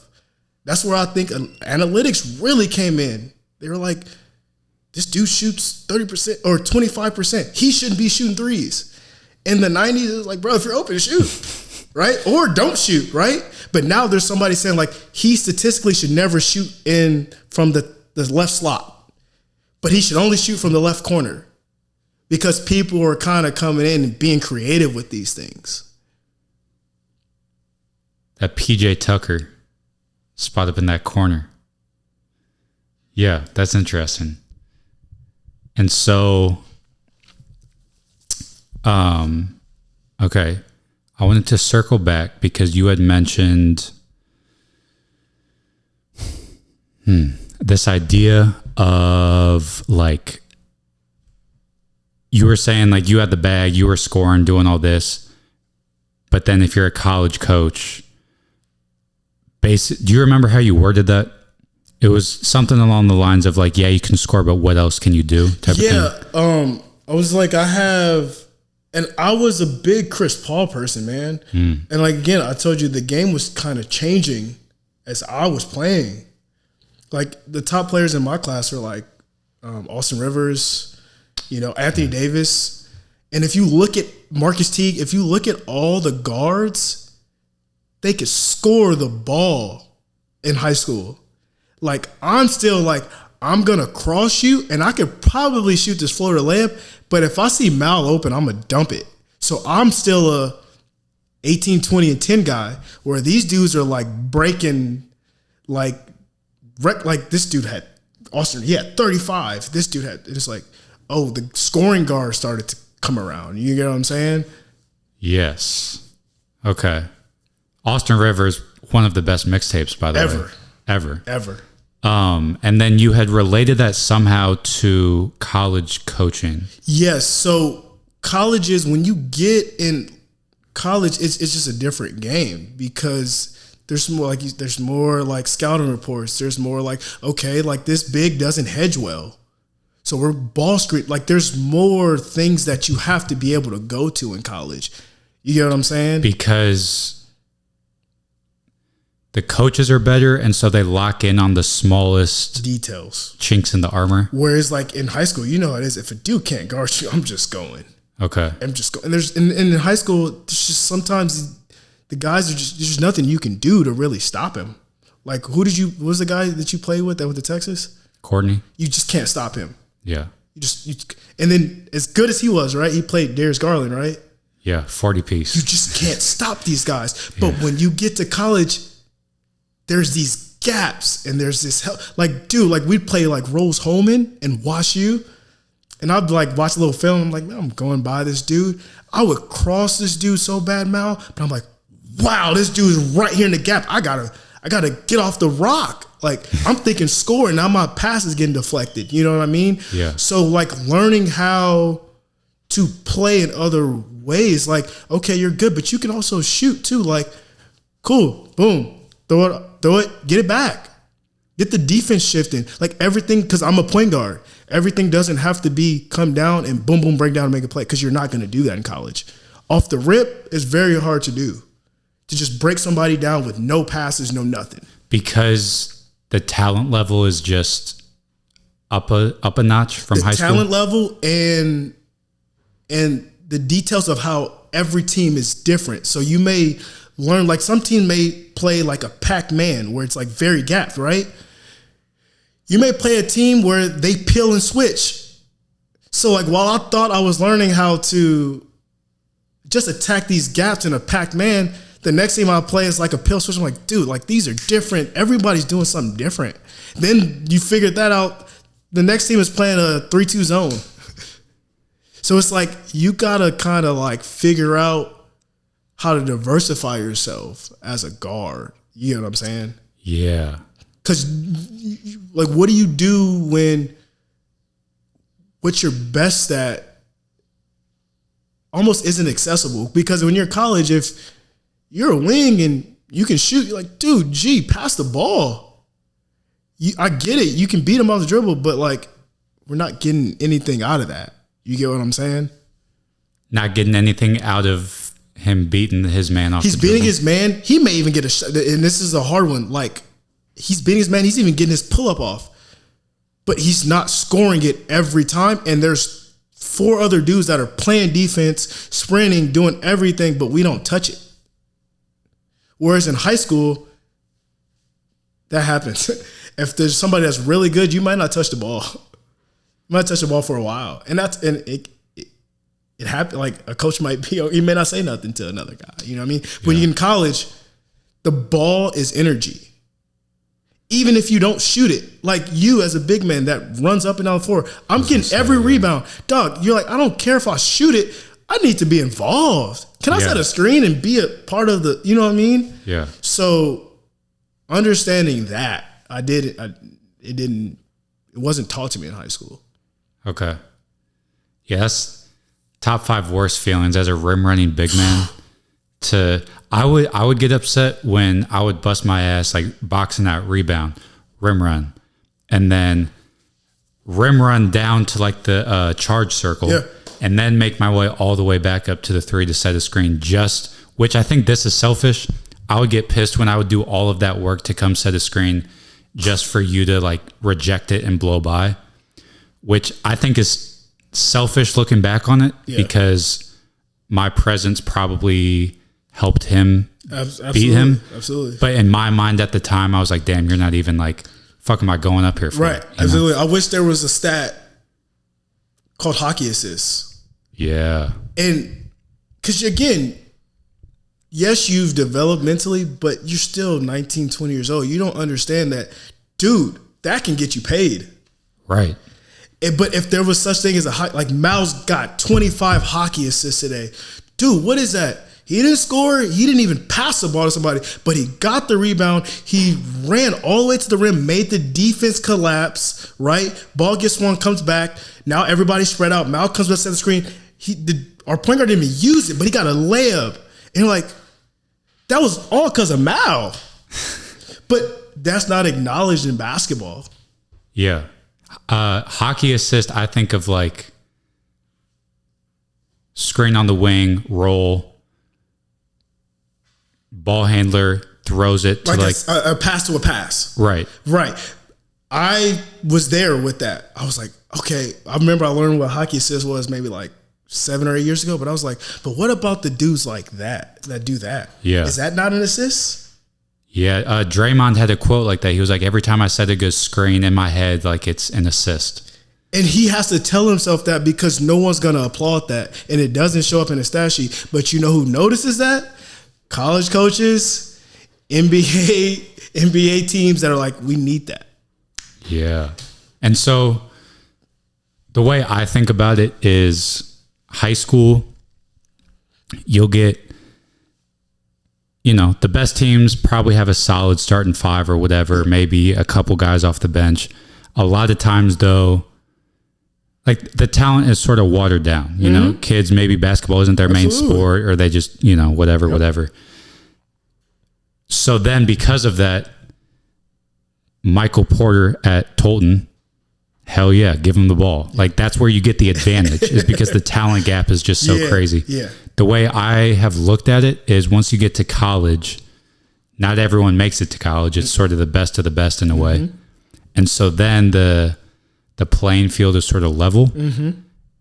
And because of that, a team will gain the advantage by how detailed the scout is, how well the players can think the game and make reads. Would you agree with that? 100%. And that's where it comes in because like you said, everyone's on not everyone, but it becomes more of a leveled field, like where it's like in high school, you may have a post player that if he shot a 3, it's hitting the backboard every time. But when you get to college, it's like, oh, Mal plays D3. Mal ain't hitting the backboard. Mal will make 2 or 3 threes, right? But what you don't know is like he made 2 or 3, but he shot 12 or 13. So that's when the scouting report matters because it's like you may be watching film with us as coaches and as a team, and you may see this dude make 2 or 3 threes, and you're like, damn, I got to get ready. He could shoot the ball, you know what I mean? But as a coach that's watched 6 films, I'm like, that's just the game you saw. I saw 3 other ones where he airballed. So that scouting report matters because you're almost giving your players a cheat code. You know what I mean? But basketball is basketball, which makes it so exciting. It may be his day. Right. Yeah. Yeah. Maybe his day. It's a make or miss league. Yeah. This has never happened on the pod before. I have to pee super bad. Go for it. Okay. And then I want to talk dad life. Yes, sir. All right, bet. Yep. And Bassey just got offered too. Summer just texted me that Lindenwood just offered him. Bassey? Yeah. He plays for Clayton? Yeah, he's plays for Clayton and he plays for, I think, Gateway right now. Sebastian Bolden. Oh, the guy you said had 50. Yeah. I think dude averaged like close to 30 this year. Like he was like top. At one point, he was like number 1 or number 2 in the state of scoring. Wow. Like, he's a freak, man. He's a kid where I'm on the bench like, Bassett, no, cash. Cash. Yeah. Like he's got great, like some dudes miss like 5-footers. Great touch. Don't miss him. Jokic. 180 layups. Like he just knows how to score. There'll be people that'll go higher than him, higher ceiling, but he may have one of the most historic high school runs of just scoring. Yeah.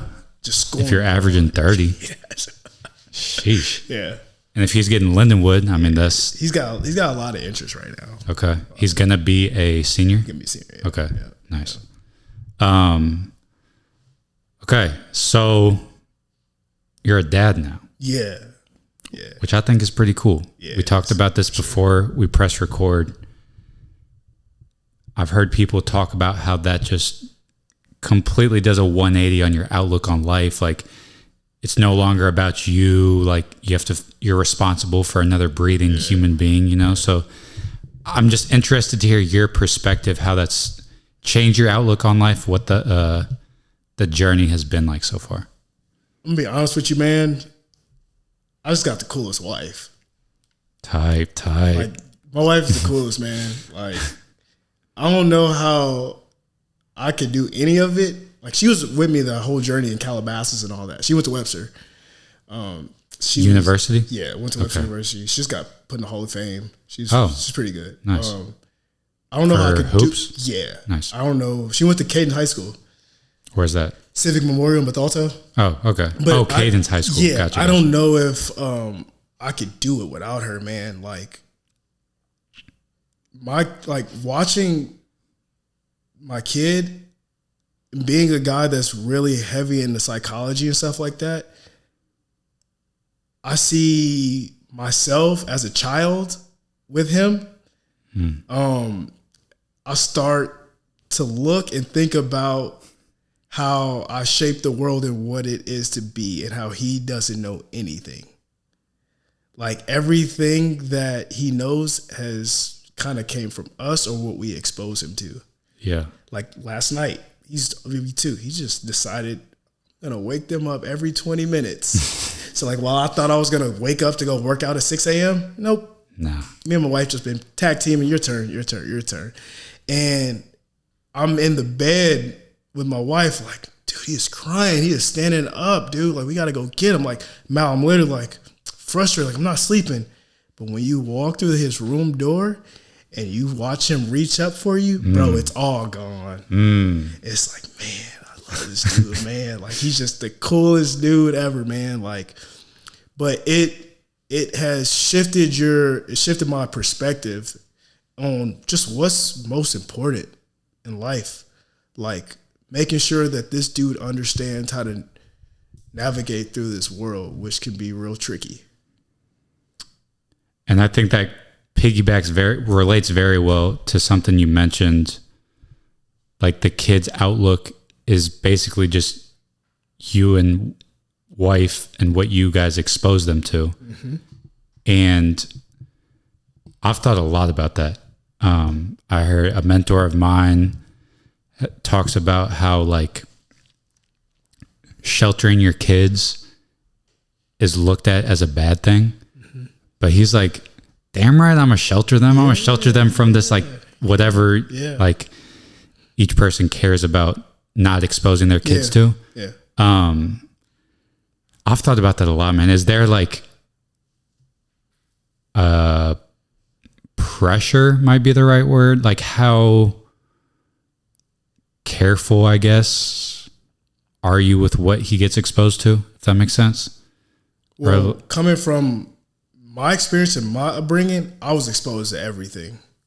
Like everything. Like bad, the worst of the worst, and the best of the best. And I think while you try to like protect them from certain, like I'm gonna be honest, sometimes I'll just look at him and I'll get sad, man.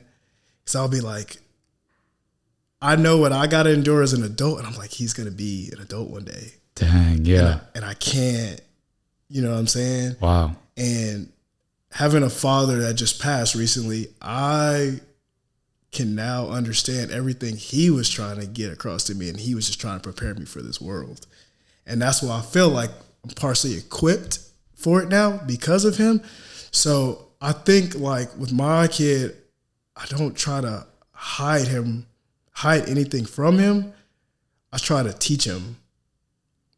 Like, I feel like if you, and there, again, I don't think there's a right or wrong way. Again, it's your way. Yeah. It's your way and how you do things. You know what I'm saying? And I'm big on go experience that. Let's talk about this. While he's only 2, I can understand his language, which isn't talking really. It's gibberish, like whatever that is. And he's at the phase now, and I can tell what I'm doing is kind of working because he'll look at me. Is this safe? Ooh. Is this right? Like we went to the doctor, and he's sitting on my lap, and the doctor's like, he's so obedient, he's so great. But I can see his eyes like, am I supposed to touch this? And he'll stand up, and he looks at me like, am I supposed to do this? So I don't try to like hide anything from him. I just try to like make it very interactive. Because at a young age, I think that's the best thing my parents ever did for me is they just kind of let me go. Yeah. They just let me go, and they were like, all right, let's reel this back in. Dude, that has been one of my biggest takeaways from training. Yeah. And I can see that relating directly to parenting. This idea of not like giving them all the answers right away. Mm-hmm. Like throw them in the environment, let them figure it out. Yeah. They miss a couple of the shots, not just spoon feeding them, you know, kind of letting them connect the dots in their own head. Right. And I found that to make it stick better. Yeah. And I like that point of letting him experience stuff. And then I forget the word you used, but in the essence of it was like debriefing, kind of talking about it. Well, he can't talk, right. But like, his nonverbals are huge. You got to understand nonverbals at this age, man. You got to understand nonverbals. Yeah. Nonverbals, like hand motions, just body language. Body language. What is he looking at? Like, if my dog runs towards him, like just that quick little micro movement. Like, I'm big on micro expressions and micro movements because I think that's where your brain initially goes. You know, once we get older, we learn how to mask it. You know what I mean? Like, but I'm really big on catching the micro movements, and I feel like that's how we're able to communicate at this young age. What are some examples of micro movements that you pick up on from him? When I just recently started taking them to the gym. Like this summer, like all June, I've been taking them to the gym. Weight room gym or basketball gym? Okay. Like, he'll like see the ball coming to him, a basketball versus a soccer ball. It's like, do I kick this or do I grab this? Do I try to dribble this or you get what I mean? So like, I realized I was rolling a basketball towards him, but it's a roll, but it's a basketball. So his initial thought was like, he wanted to like lunge toward the kick, but he brought back, and then he just watched the ball roll and he looked at me like, what do I do? Am I supposed to kick this? Or is this, you know what I'm saying? Because it's just a shape to him. So I'm always picking up on little things like that. But I like to see where his brain goes first. I'm not big on like telling him certain things because I want to watch how he reacts, because if not, he's going to be living my experience. Fire. And I don't want like I could tell him, dude, don't shoot deep threes, because that's what my coach told me. But what if he's the next Steph Curry? Yeah. You get what I'm saying? And it's like, allow your kids to be creative as long as it's not harmful. Yeah. That's when you got to be like, are you putting yourself or in others in danger? Like, if you want to go near that outlet, that's immediate. You get what I'm saying? But if you want to like try to like use a pen on something that a pencil needs, maybe you may be a creative genius and I don't know it yet. So I kind of let him explore. You know what I'm saying? Yeah. Dude, that is exactly how I envision myself doing it. Because I think about that a lot too. Like, I don't want to take my own stuff. My coach told me not to shoot deep threes. My parents, X, Y, and Z. Yeah. So I'm going to go fuck my kid up. Yeah. Just like how I was, you know? That's awesome. Yeah. That's awesome. Are there ways that you've mentioned psychology. Mm-hmm. Are there like tools, tricks, examples of how you use your knowledge with that with parenting? Mindful. I think like being mindful, like I feel like we're like in a mindless world. Hella mindless. Like you start like your job or whatever, like you've been there for 10 years. Like you're just doing it. You don't even realize. Like when I'm with him, man, I'm very mindful. Like I know, I'm just watching him. Like everything he does. Like the Lion King is his favorite right now. Like, and I'm like, gibberish. Like, what is he saying? I was like, oh, he's singing all the songs. Like, so for me with him, I'm just like very present. Cause I go back and I think about my situation growing up, and I can say I didn't have this or I didn't have that. But one thing I will always be grateful for and remember is my parents were present. And I try to be present as much as possible with him. Like, even if we're after a game, I go right to him. Let him know, like, I'm here. Like, you are the most important, you know? Wow. I value these conversations a lot because I've read things, I've watched things, heard things about all this stuff, and it's cool to hear someone who's actually going through it. Yeah. One of the things I've heard is, I guess work-life balance might be the best way to put it, but like, so you're coaching, you casually just dropped in here that you're teaching at Clayton? No, I coach at Clayton. I coach at Clayton. I do a little bit of everything. So I coach the feeder program. I coach at the high school. Okay. I train the kids. I teach boxing at True Fusion sometimes. Me and Lance have a little business on the side, so I'm everywhere, man. Okay. So that feeds into my point of, so the reasons you're doing that, you know, support your family, X, Y, and Z. Yeah. I've heard this idea of sometimes husbands, dads will sacrifice time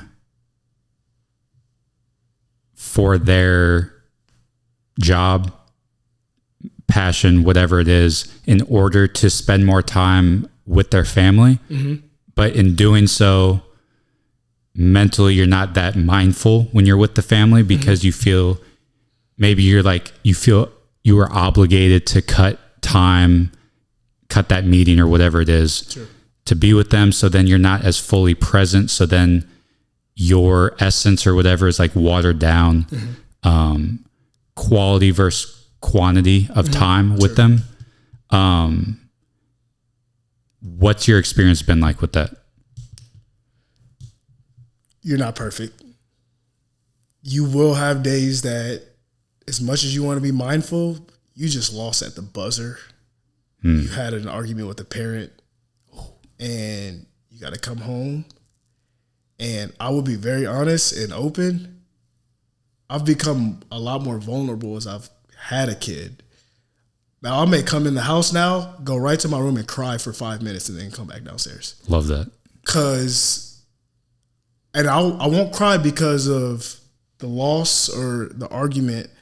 I'll cry because that made me so emotional that when I come home, my dogs, they have no clue. My kid has no clue. He just says daddy. So I say, and that's why I say my wife is the best. Babe, I need 5 minutes. I'll be right back down. Sometimes she don't even know what I'm doing. This is the first time I'm actually saying this. Fire. 5 minutes. Give me 5. We're in our house, we're big on 10s. I need a 10. Like whether that, and I'm big on 10s, like no phone. And it doesn't have to be a nap. It doesn't have to be anything. It's like no phone, no nothing. Just close your eyes and let your mind go.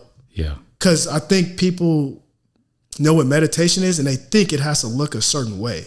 For us in our household, it looks like close your eyes. If you want to let thoughts race, let them race. But what you'll realize is in that 10 minutes, while you think you just went through a billion different things, it's been 2 minutes.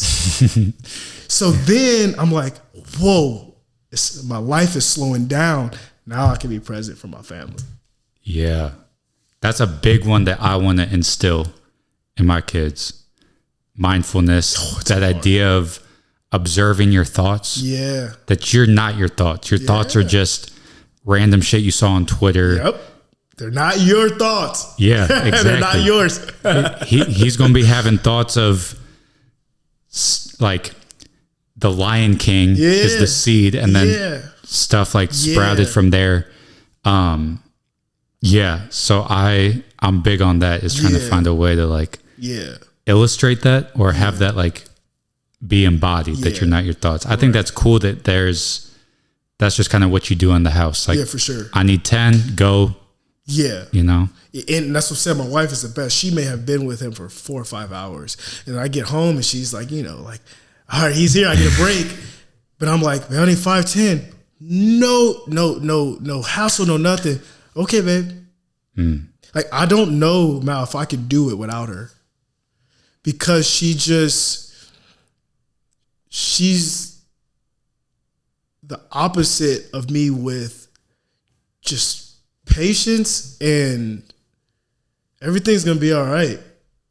And because you feel like you're the opposite of that. Yeah, because the way I was raised, it's like everything's immediate. Everything's like survival, danger. Whereas she's a mother. It's going to be okay. Has it not always been okay? Have we not been together 10 years? It's going to be okay. We've always been okay. Yeah.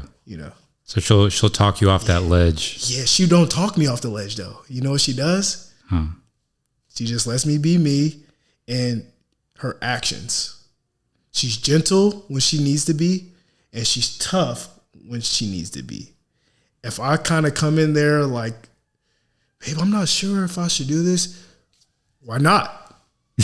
Right? If I come in there, man, this dude missed a shot. He didn't listen. Hey, it's okay. I'm like, what? Wow. It's a crazy balance, and she's phenomenal at it, and I don't even think she knows it. And I think it's just because we love each other so much. Wow. Yeah, I had scrolled through your Instagram to try to like get ideas for what to talk about. Yeah. It was a very short scroll. I'm very, very private. Yeah, which I love. Yeah. But y'all have a selfie on there from a while back. Yeah. And I was like, okay, so they've been rocking for a while. Yeah. That's awesome. Yeah. Okay. I forgot you trained kids at Clayton. This will be kind of out of order. I want to touch on that briefly and then we can wrap up. Go for it. Like 5-10 minutes, just chopping it up about your kind of philosophy, because I think it's a cool perspective of you're a team coach.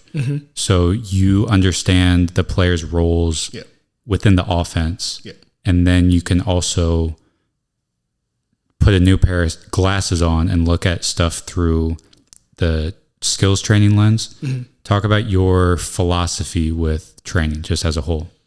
I always kind of teach kids how to, or I try to teach kids how to fit in anywhere they go.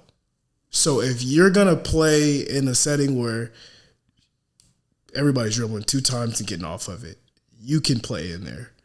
If you're playing in a setting where it's top 100 camp and everybody's ISO, you can also play in there. So everything I'm kind of teaching is I call it like 3 levels. Like, this is the basic, this is the a little more, and this is the advanced. It's like fighting. You don't have to fight. You don't need to fight if you don't have to. So if you can learn to just play off closeouts, I think a lot of kids don't understand, like, you're not in the shape you need to be in. Because if you can run and move a lot and play off closeouts, that translates anywhere. And I think as you get older, you can be in situations where you're forced to get in your bag. And that's where training gets fun. Because, like, and when you're consistent with kids, like, in-season workouts look different than out-of-season workouts. Like, if I don't work with basketball, but, like, in-season, dude, you kind of have green light. You get to shoot shots that you wouldn't shoot in summer basketball, because everything's predicated around you. But in summer basketball, you're playing with 4 dudes that can all do for themselves. So if I'm training you, like, in April, May, and June, it's going to look different than October, November, December, if that makes sense. Yeah. Yeah, I think of out of season, like summertime kind of expanding. Yeah. And then during season, it's kind of, okay, we know what shots you're going to get, that type of thing. Yeah. And then I try to kind of meet a kid where they are in the present. Like, if he is training, and I always talk to kids before we work out, like, how was your last game? What team are you playing with? What offense do they run? What are they doing? While we do this at Clayton, do you guys do something different here? Okay, this is how I'm going to help you here. And I'm obviously big on film, and because everybody's got film now, and breaking it down with them and telling them, hey, this is where your shots got to come, or like, hey, like, while you think I need to teach you, or like, what do you think you need? And he may say, I need to learn how to create off the dribble, because every time I catch it, and I'll watch his film with him, and I'm like, what are you best at? Oh, coach, I can shoot. We watched the film, like, you didn't shoot it though. So once I watch film with them, it's easier for them to really acknowledge what they need. And I think guys start to realize the game's a lot more simple than, especially at a younger age. Like, obviously, when you get older, you need more, because guys just are that good and advanced. But, like, at the level I'm at, like, I love teaching kids that don't understand how to play, if that makes sense. Like, they don't understand you can score in multiple ways. You can be effective in multiple ways. My workouts may be like, dude, you're a point guard, come down, pass, get off of it, move, come back, shot. Yeah. And I'm like, and it's like, okay, you got to make 3 or you got to make 5. The last 2 got to be in a row, because you play with a shooting guard that he gets all the reps. So if you only get 3 shots a game, you better make 1 or 2. You ain't getting the ball back. So we'll do something simple as that. Pass, screen away, come back, shot. We're sitting there for 20 minutes. Yep. You can't make 3 shots? What are we doing? You know what I'm saying? So I think a lot of my training gets kids to become aware of, man, like, this is a lot more simple than I thought it was. You know what I mean? Or why can't I because when we do this breakdown drill that you do in the game, now you're tired. Oh, you're out of shape. So my training, it just looks a little different, and it's very universal. Yeah. Yeah, I like that idea of putting them on to how simple the game can be. And a lot of times people hear the word simple, and think boring. Yeah. But really, like, you can have a bag within that. Like, if you're catching on the wing, this is one of my biggest, like, breakthroughs I've had, is realizing that you could catch on the wing, close out. Okay, I'm just attacking a closeout. So easy. And then, okay, let's say he cuts me off. Okay, maybe that's a same foot, same hand stop. Maybe it's a little like drag thing. Something to stop on a dime, change direction. Yeah. That's sort of some like wiggle, you know? Absolutely. That's kind of the bag. There's wiggle within that. Yeah. And then you're looking at it, and when you teach that in your trainings, you're like, okay, okay, we're going to get here, stop, hezzy, stop. And you're like, it seems like a lot. And I'm like, I'll stop them. I'm like, how many dribbles did you take? They'll be like 2 or 3. And I'm like, you're going to be able to do that. Yeah. No coach is going to be like, you took 2, coach, I dribbled twice. You know what I mean? Like now if you're pounding the rock a ton, you know what I mean? But I also think, Mal, is a lot of people don't know they don't know their spots. Like I'll watch players like, you're a great pull-up guy, or you're very good at getting like 2 feet inside the free throw line. And they'll get there and the defender's still on them and they're trying to think of counters. But I'm like, you're at your spot. And you're 6'3" and he's 5'10".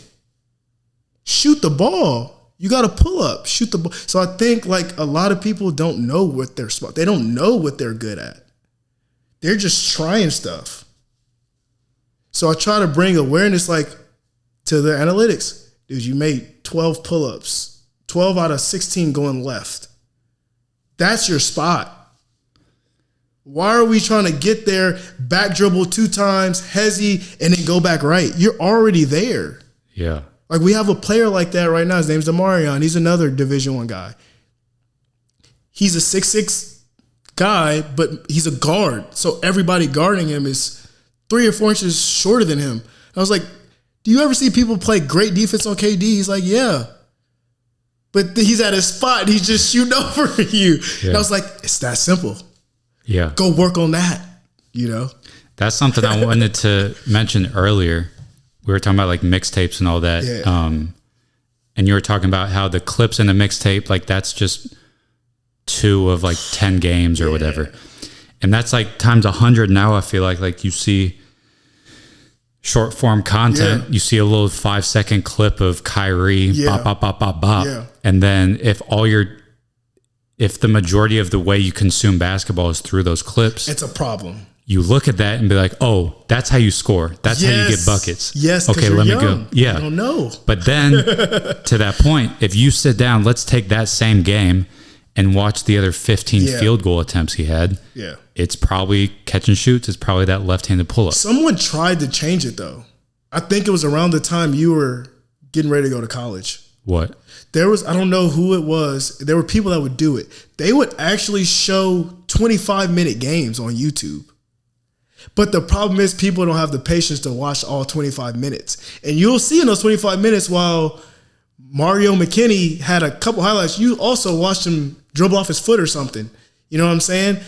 But no one had the patience for the 25-minute videos. It was around like 2018, 19, 20. GSV, Gateway Sports Venue. But there was also like a bigger one that just did like everybody around the states. Like there would be Texas videos or like the top players you'd watch like Colin Sexton play against a dude that's going to UCLA, and it's like that's a 25-minute video, but no one would. They would fast forward to see, but it's like no, like that's kind of what you need. It's not the full game, but it's better than watching this 3-minute video, right? Of clips from multiple games. Yeah, it's interesting, man, because then, it's so interesting to see think about how that impacts how players play on the court. And but it's also worked out for some people. And I heard this on the Gilbert Arenas podcast. It's like, you got people like me that if I can score 30, I'm gonna score 50. But then you got people like Steve Francis. He is a highlight player. Everything he does is a highlight, and he made it to the NBA. So some people think that could work. Like they think Kyrie is highlights. He is, but you didn't see him shoot the easy pull-up before that or the catch-shoot 3. Yeah. You know what I mean? That big shot he made for Cleveland in 2016, it was a catch-shoot 3. But you're trying to catch it and see like, let me get to that clip. Sometimes it ain't fight when you need to. Yeah.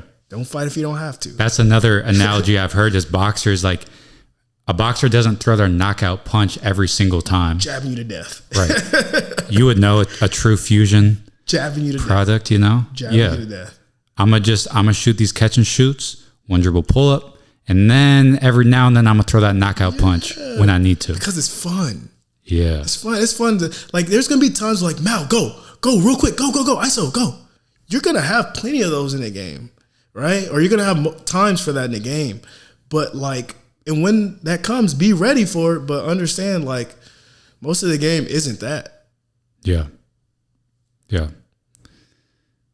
You feel like there's been, I mean, because we started out talking about the first Ball is Life mixtape, and now we're talking about where we're at now, a bunch of short form content. Have you seen an evolution of how that affects on the court at all?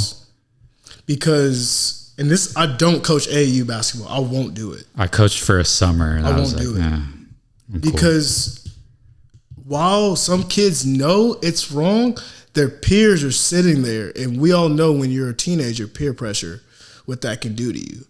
But there's a big, like those dudes that play EYBL, they're not really in the same gym with the dudes that think it's all about highlights. Those dudes are somewhere else. You know what I mean? And they see their highlights. You know what I mean? Like, you'll see who did Scotty just play the other day. The number one point guard in the country. His brother's in the NBA, Black or whatever.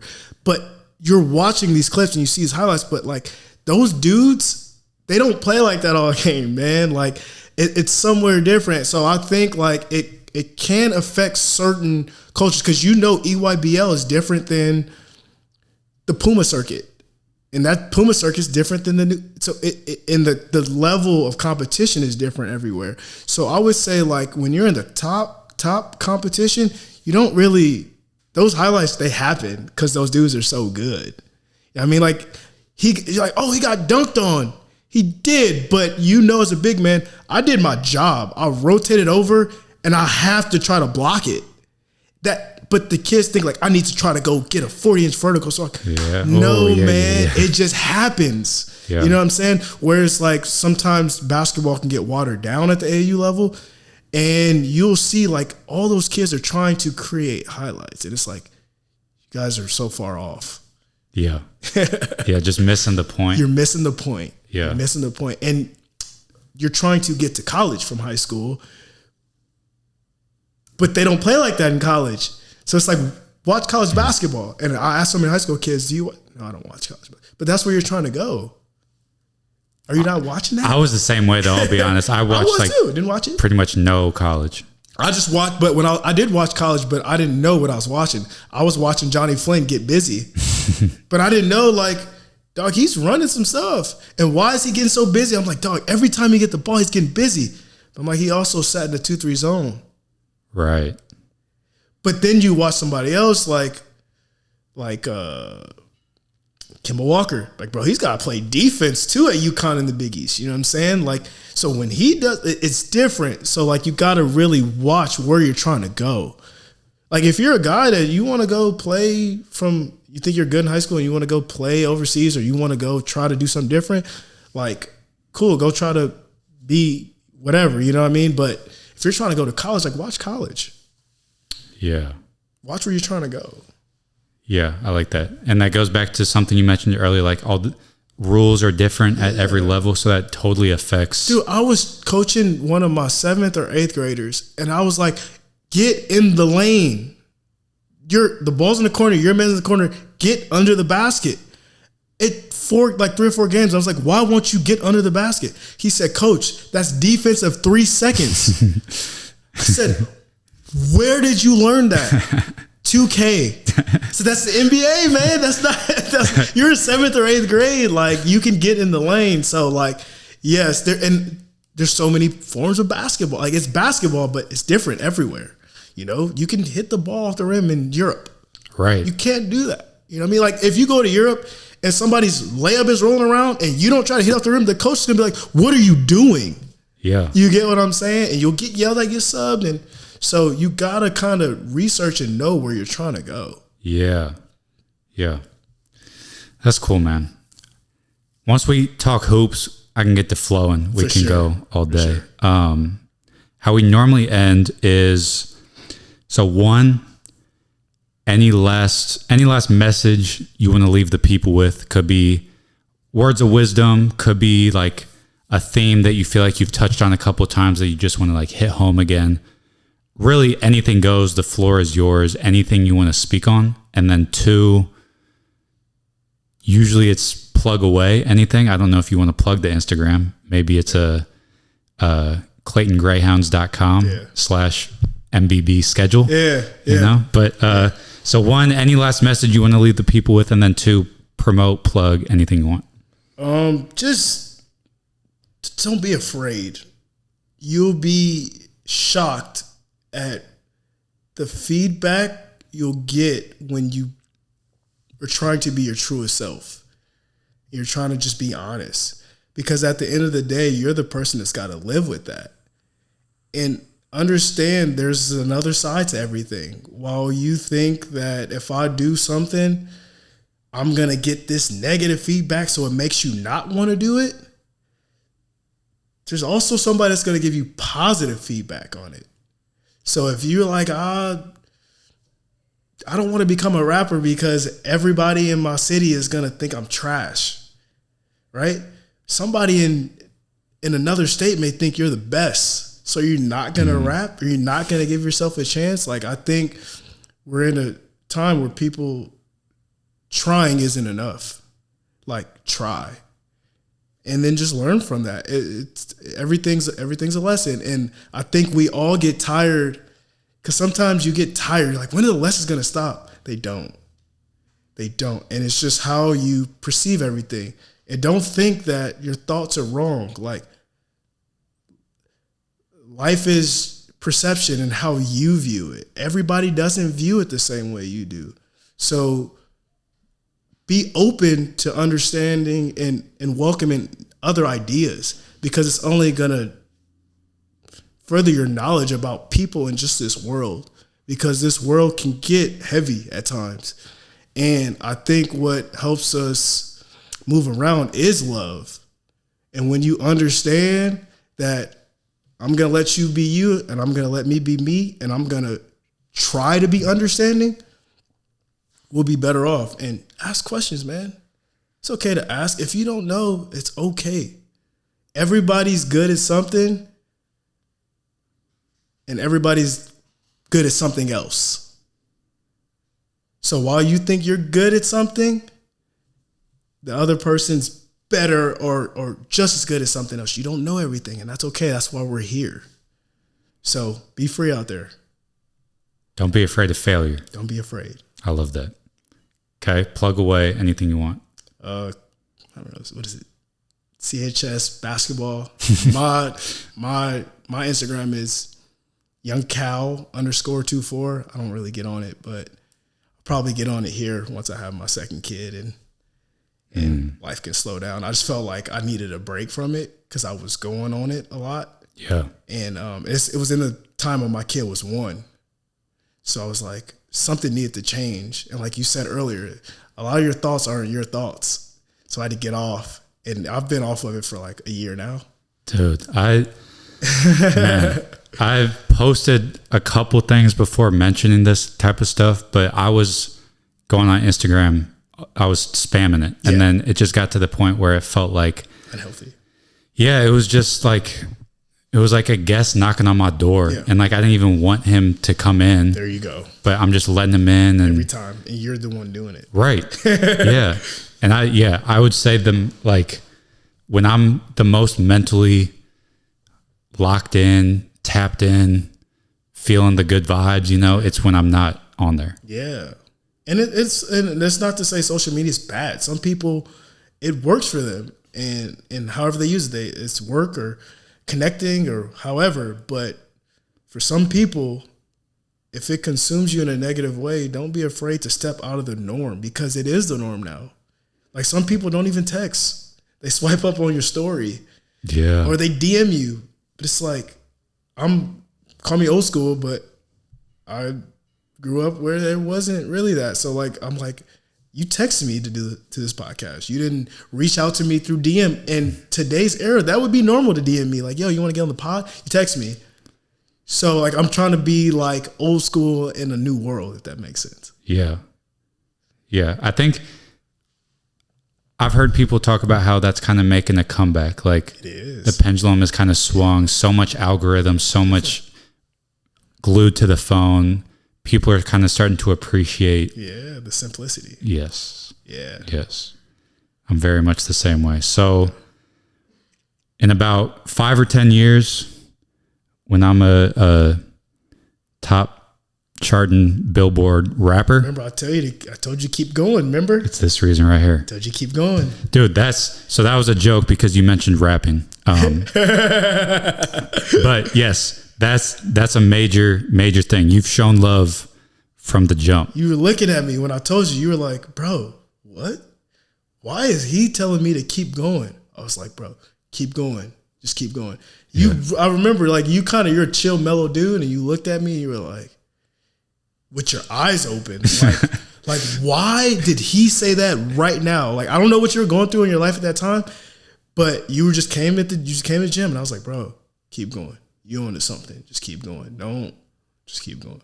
Yeah, no, that just meant a lot to me because, I mean, you coached me at Fontbonne, and you were always someone that, like, I could just talk to. Like, normal. Yeah, you spoke the language. Yeah, you know, we would hoop together, and like I've always had a ton of respect for you. Yeah, and so for you to, like,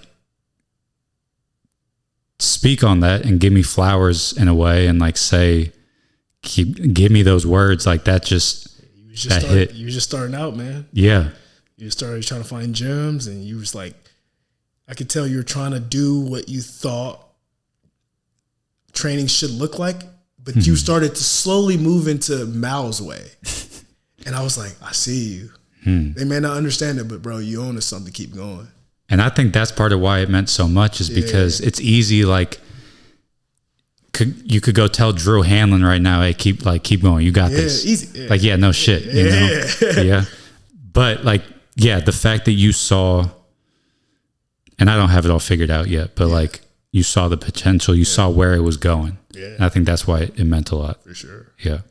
So I appreciate you taking the time today, man. I told you an hour and a half is usually the sweet spot. Yeah.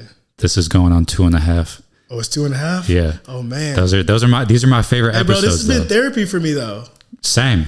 Therapy for me, man. I uncovered some truths that I didn't even know talking to you. So. There were two times you told stories that you were like, I've never told anyone this. I was like, damn, okay, that's real. For sure. That's real. Yeah, that we have a lot more in common for sure than I thought we did. That's pretty cool. Yeah. That is episode number, I think this is 38. Yeah. Episode number 38 is in the books. Peace.